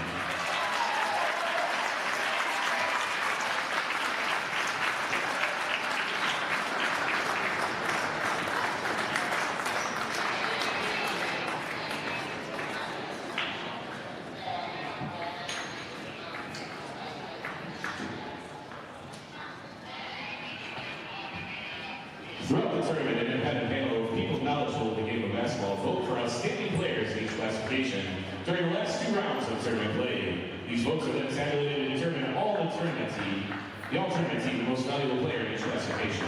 Members of the all-tournament team will receive a commemorative plaque sponsored by Connors and Ferris LLP. The 2022 all-tournament team for Class A1 is as follows. From Webster Thomas, Sean Mason.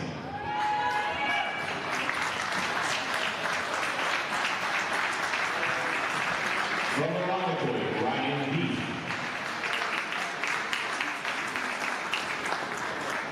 From Pittsburgh, Mendon, Caleb Lewis. From Webster Schroeder, Giovanni Schlesy.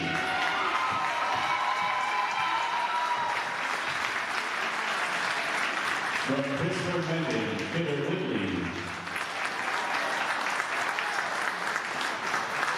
And from Webster Schroeder, Ben Berry.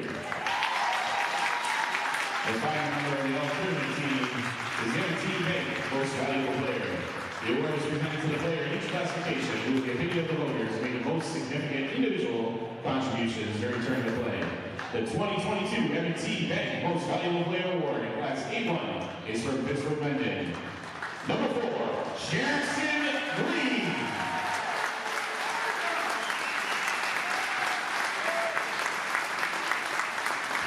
Ladies and gentlemen, once again, put your hands together for the Webster Schroeder Warriors and your Class A1 champions, the Pittsburgh Mendon Vikings.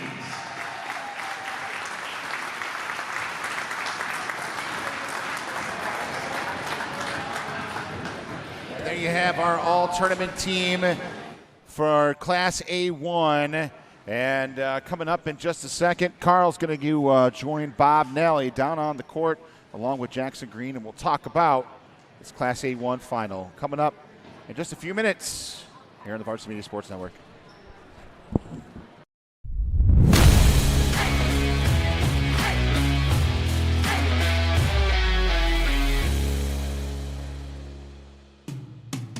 After you've been injured at work, you might feel like you're up against your employer. But the truth is, your employer isn't the opponent, the insurance company is. You need a workers' comp attorney with the knowledge and experience to maximize your benefits. Call Connors and Ferris today, as we have dedicated over 20 years of our professional careers to helping injured workers. Connors and Ferris, your workers' comp attorneys. We're all searching for ways to connect. We long to be part of a group we believe in. A group that helps define who we are. This is what it means to be part of a community. At M&T Bank, supporting all the important communities our customers are part of is nothing new. To enable, encourage, and empower people and communities to thrive, there's nothing more important.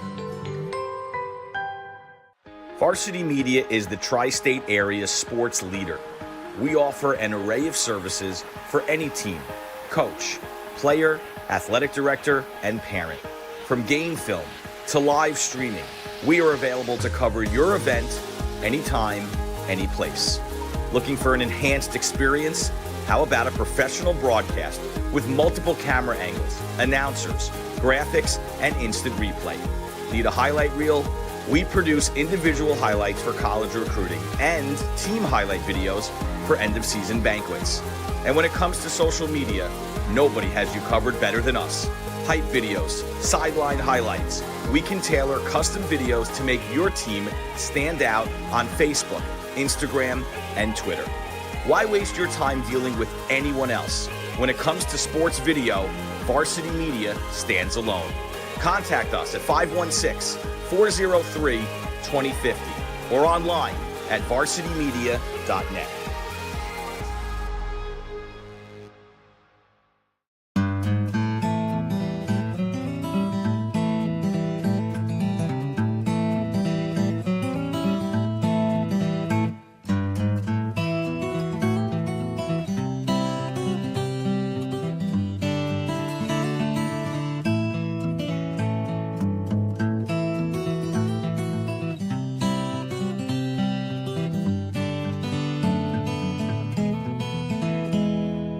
Rochester is a place for those who enjoy challenging themselves.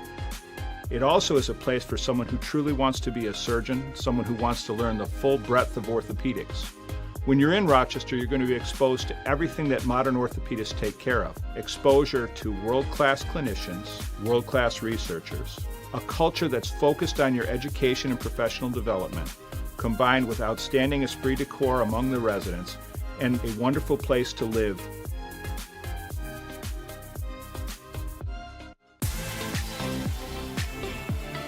Looking for a great way to commemorate this season's sectionals? Section 5 Athletics is excited to work with Muggs & More to offer a variety of apparel options for each sport and each season. Items include graphics specifically developed to feature the sport and year, including items such as hoodies, hats, pants, and more. Apparel for each season is available for a limited time, so don't miss your chance.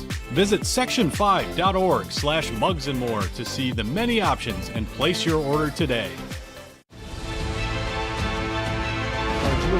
Over the middle, he's got a man. It's complete. Ciolino. See you later. Going long, wide open, Perazzi, he gets it, Perazzi, foot raise, 10, 5, make it, touchdown, punch, counter punch. The trickery, Ryder gets it back, goes over the top for Haberman. What a catch! Just Ross Simmons strips him, that's loose, and Ross Simmons is going to take this in the other direction. Make it, touchdown, touchdown East.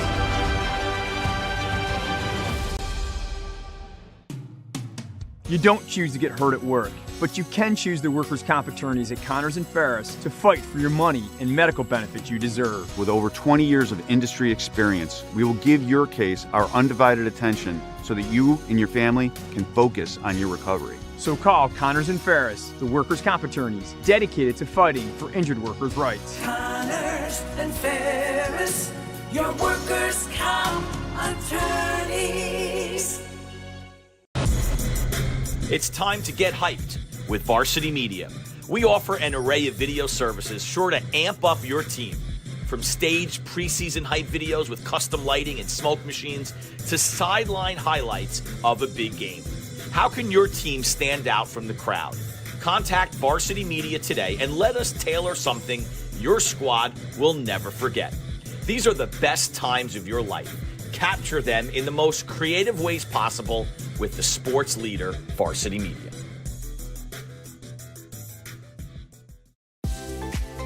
If you're interested in staying involved with the sports you've enjoyed over the years, we may have an opportunity for you.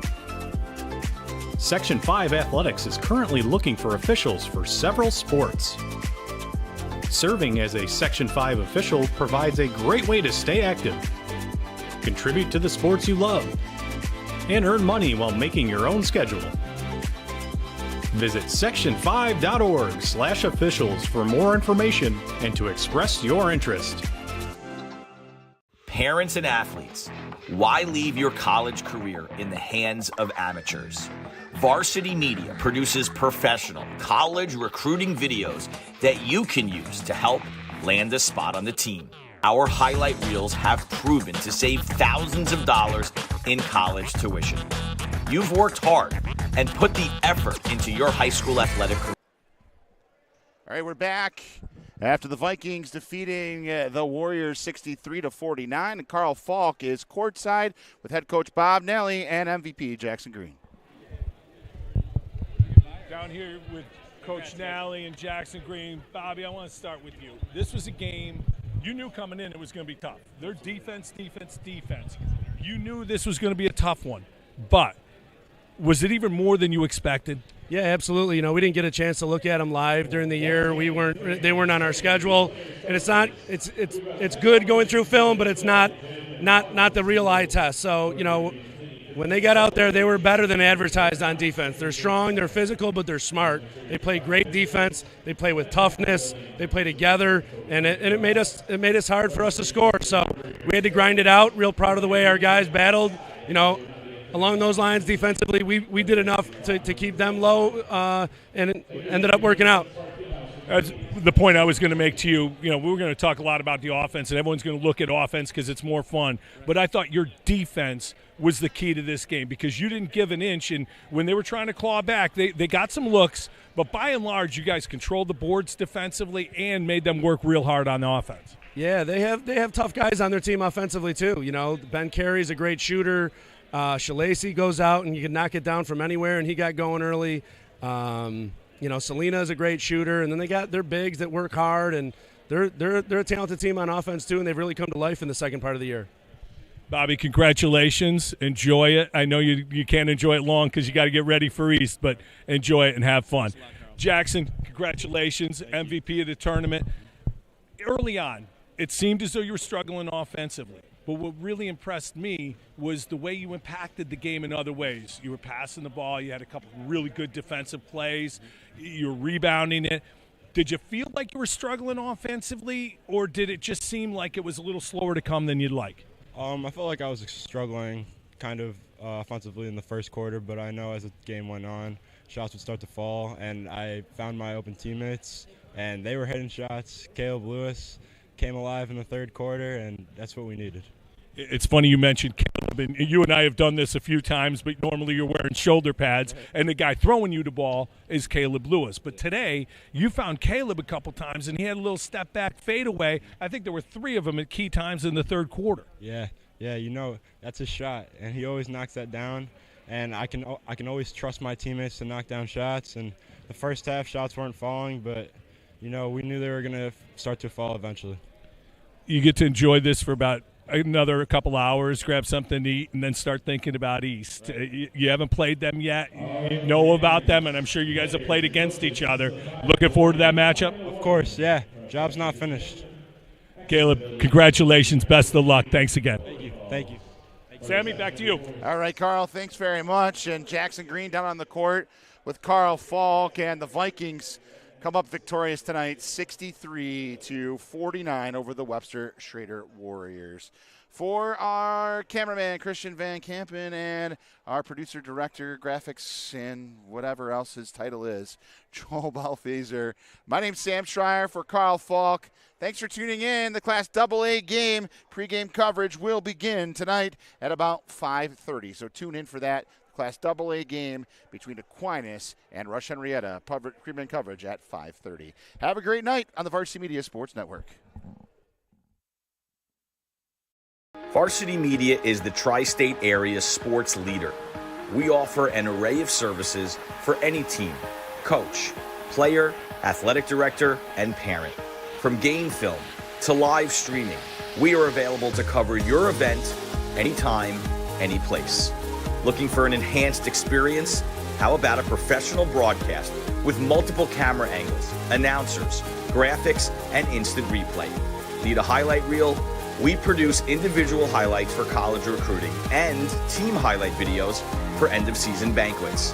And when it comes to social media, nobody has you covered better than us. Hype videos, sideline highlights. We can tailor custom videos to make your team stand out on Facebook, Instagram, and Twitter. Why waste your time dealing with anyone else? When it comes to sports video, Varsity Media stands alone. Contact us at 516-403-2050 or online at varsitymedia.net.